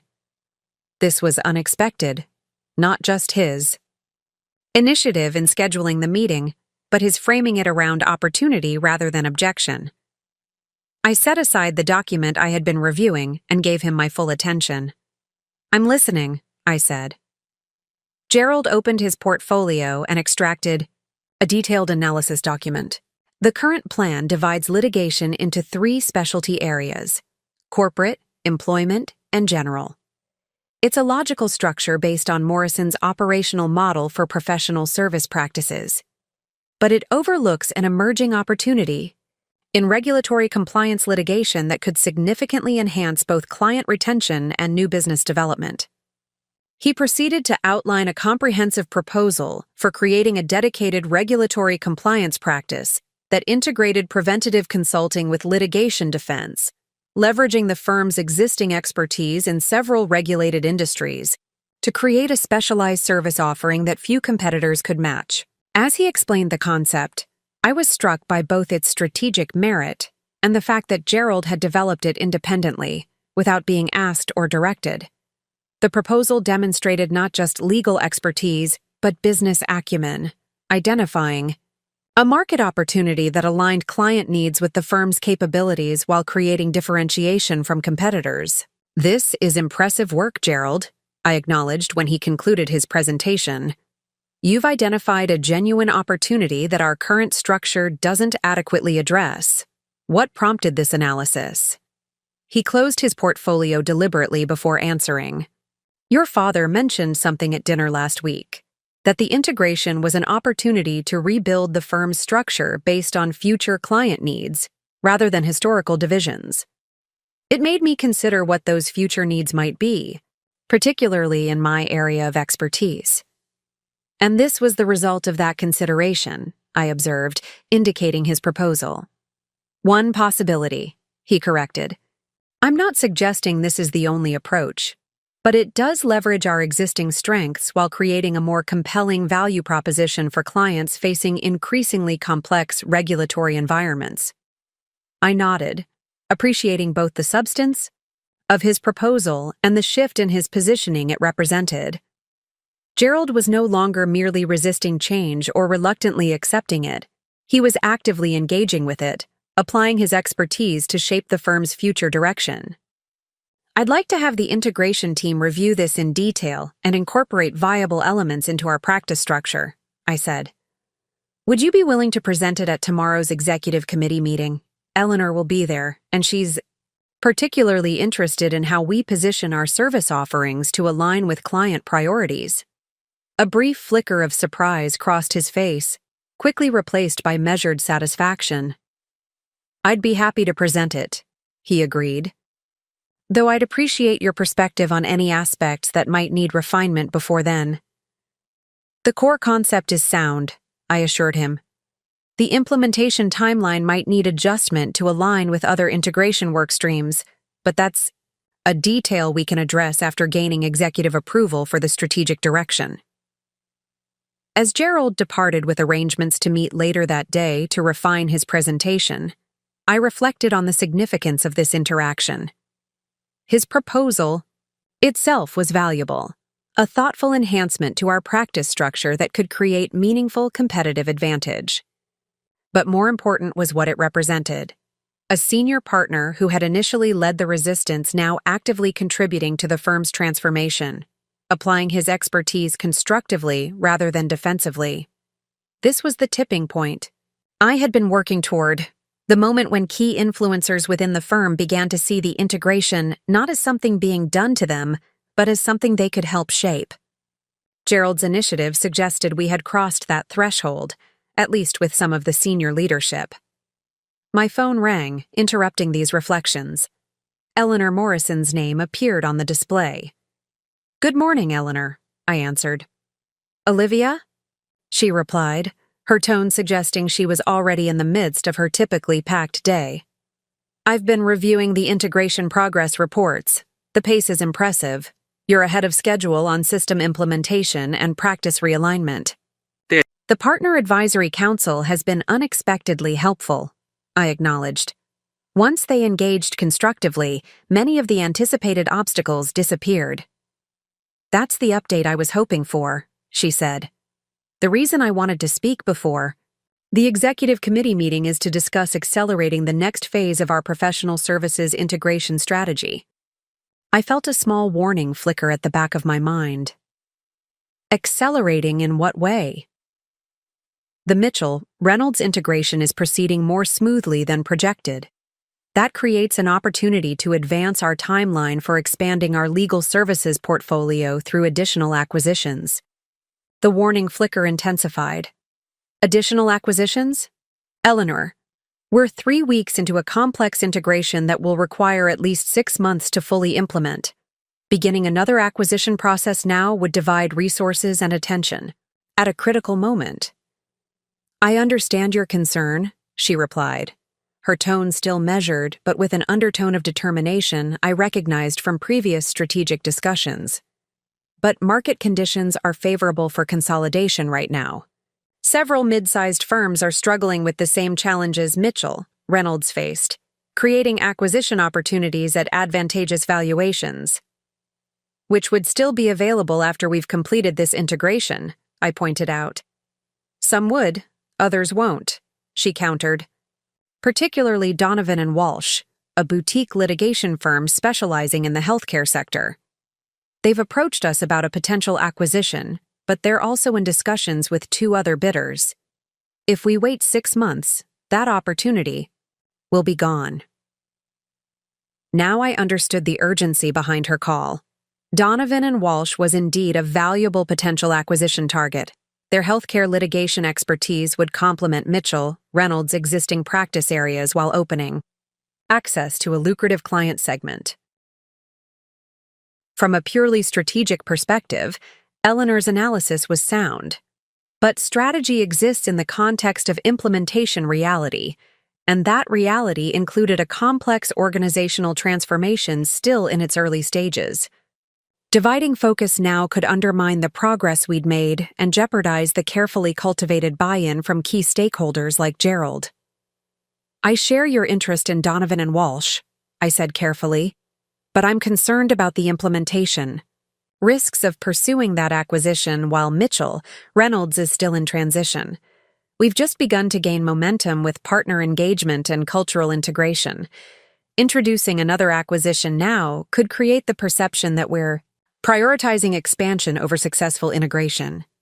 "Perception can be managed," Eleanor replied. "The executive committee sees this as a strategic opportunity that aligns perfectly with our planned growth trajectory.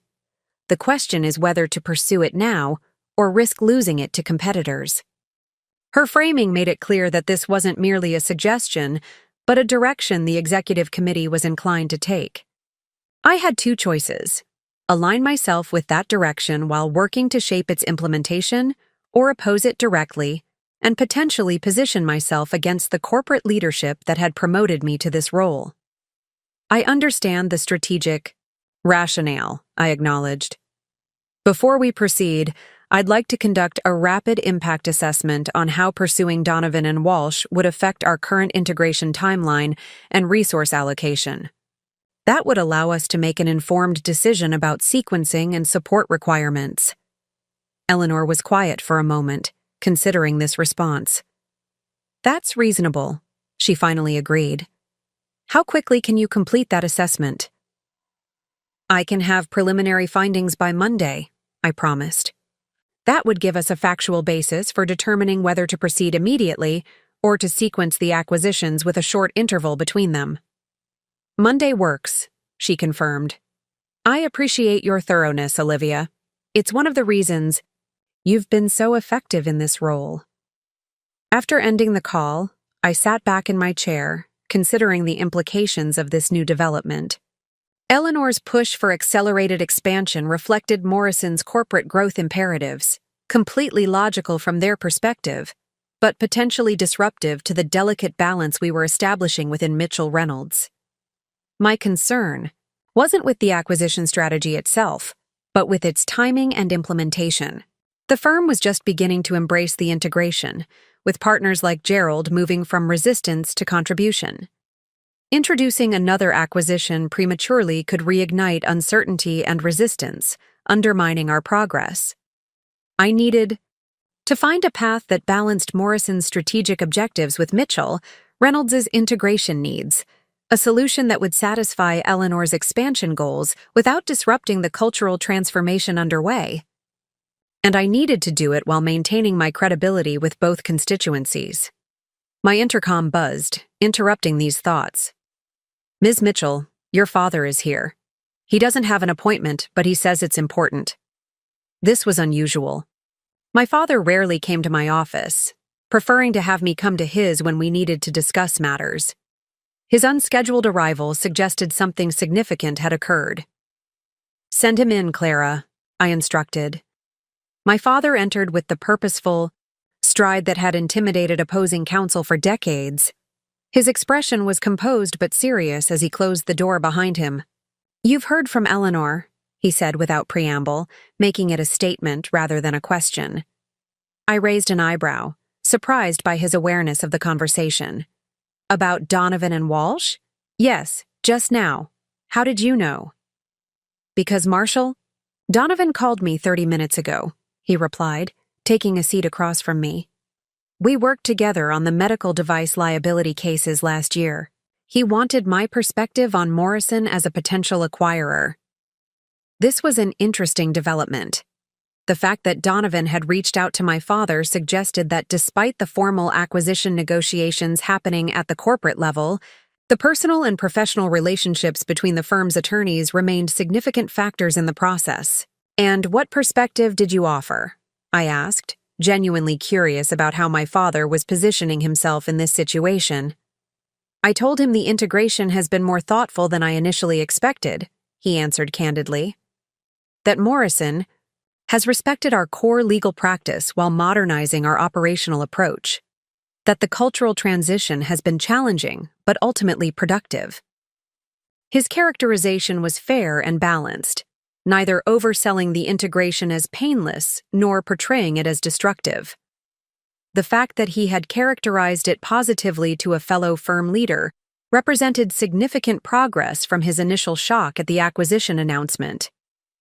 Marshall has concerns about maintaining their healthcare specialization, my father continued. They've built their reputation on deep expertise in a niche area. He's worried about being absorbed into a general practice structure that dilutes that specialization. A legitimate concern, I acknowledged, though our approach has actually been to enhance practice specialization while integrating the operational infrastructure. Gerald is presenting a proposal tomorrow for a dedicated regulatory compliance practice that maintains specialized legal expertise while leveraging shared operational resources. My father nodded thoughtfully. That's essentially what I told Marshall. That the integration has been about modernizing how we operate without compromising what we know. He paused, studying me for a moment before continuing. He asked if I would facilitate a meeting between him and you, not as formal acquisition negotiation, but as a candid conversation about the integration experience from the legal practice perspective. I told him I would discuss it with you before committing. This request represented both an opportunity and a complication. Direct communication with Donovan could help address the cultural concerns that often derail professional service firm acquisitions. But engaging with him outside the formal corporate negotiation process might be perceived by Eleanor as circumventing proper channels. "What's your assessment of Donovan?"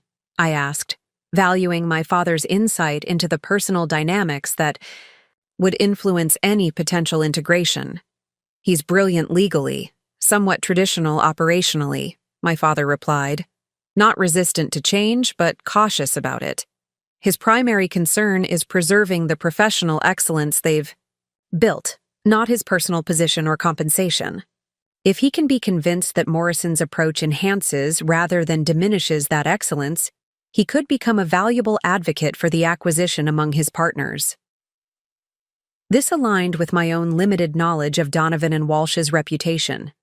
Their healthcare litigation practice was widely respected for its specialized expertise and client service excellence. Their operational model, however, was as traditional as Mitchell, Reynolds's had been, potentially limiting their growth and long-term sustainability despite their current strong market position.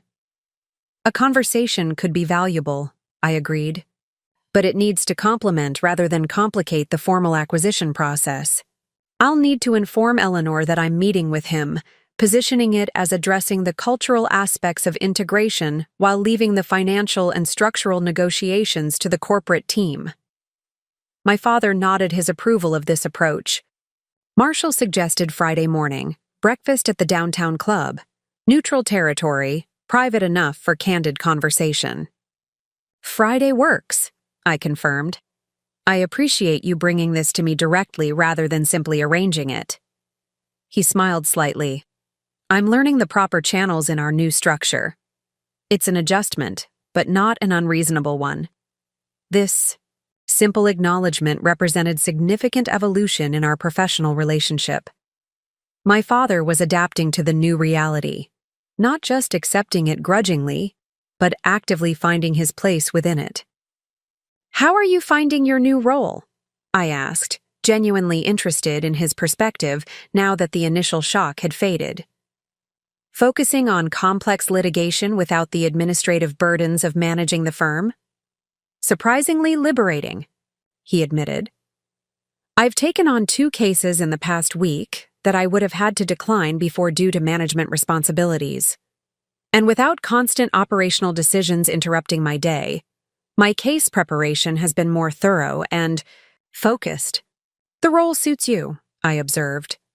"It does," he agreed, "though I sometimes miss being at the center of firm decisions.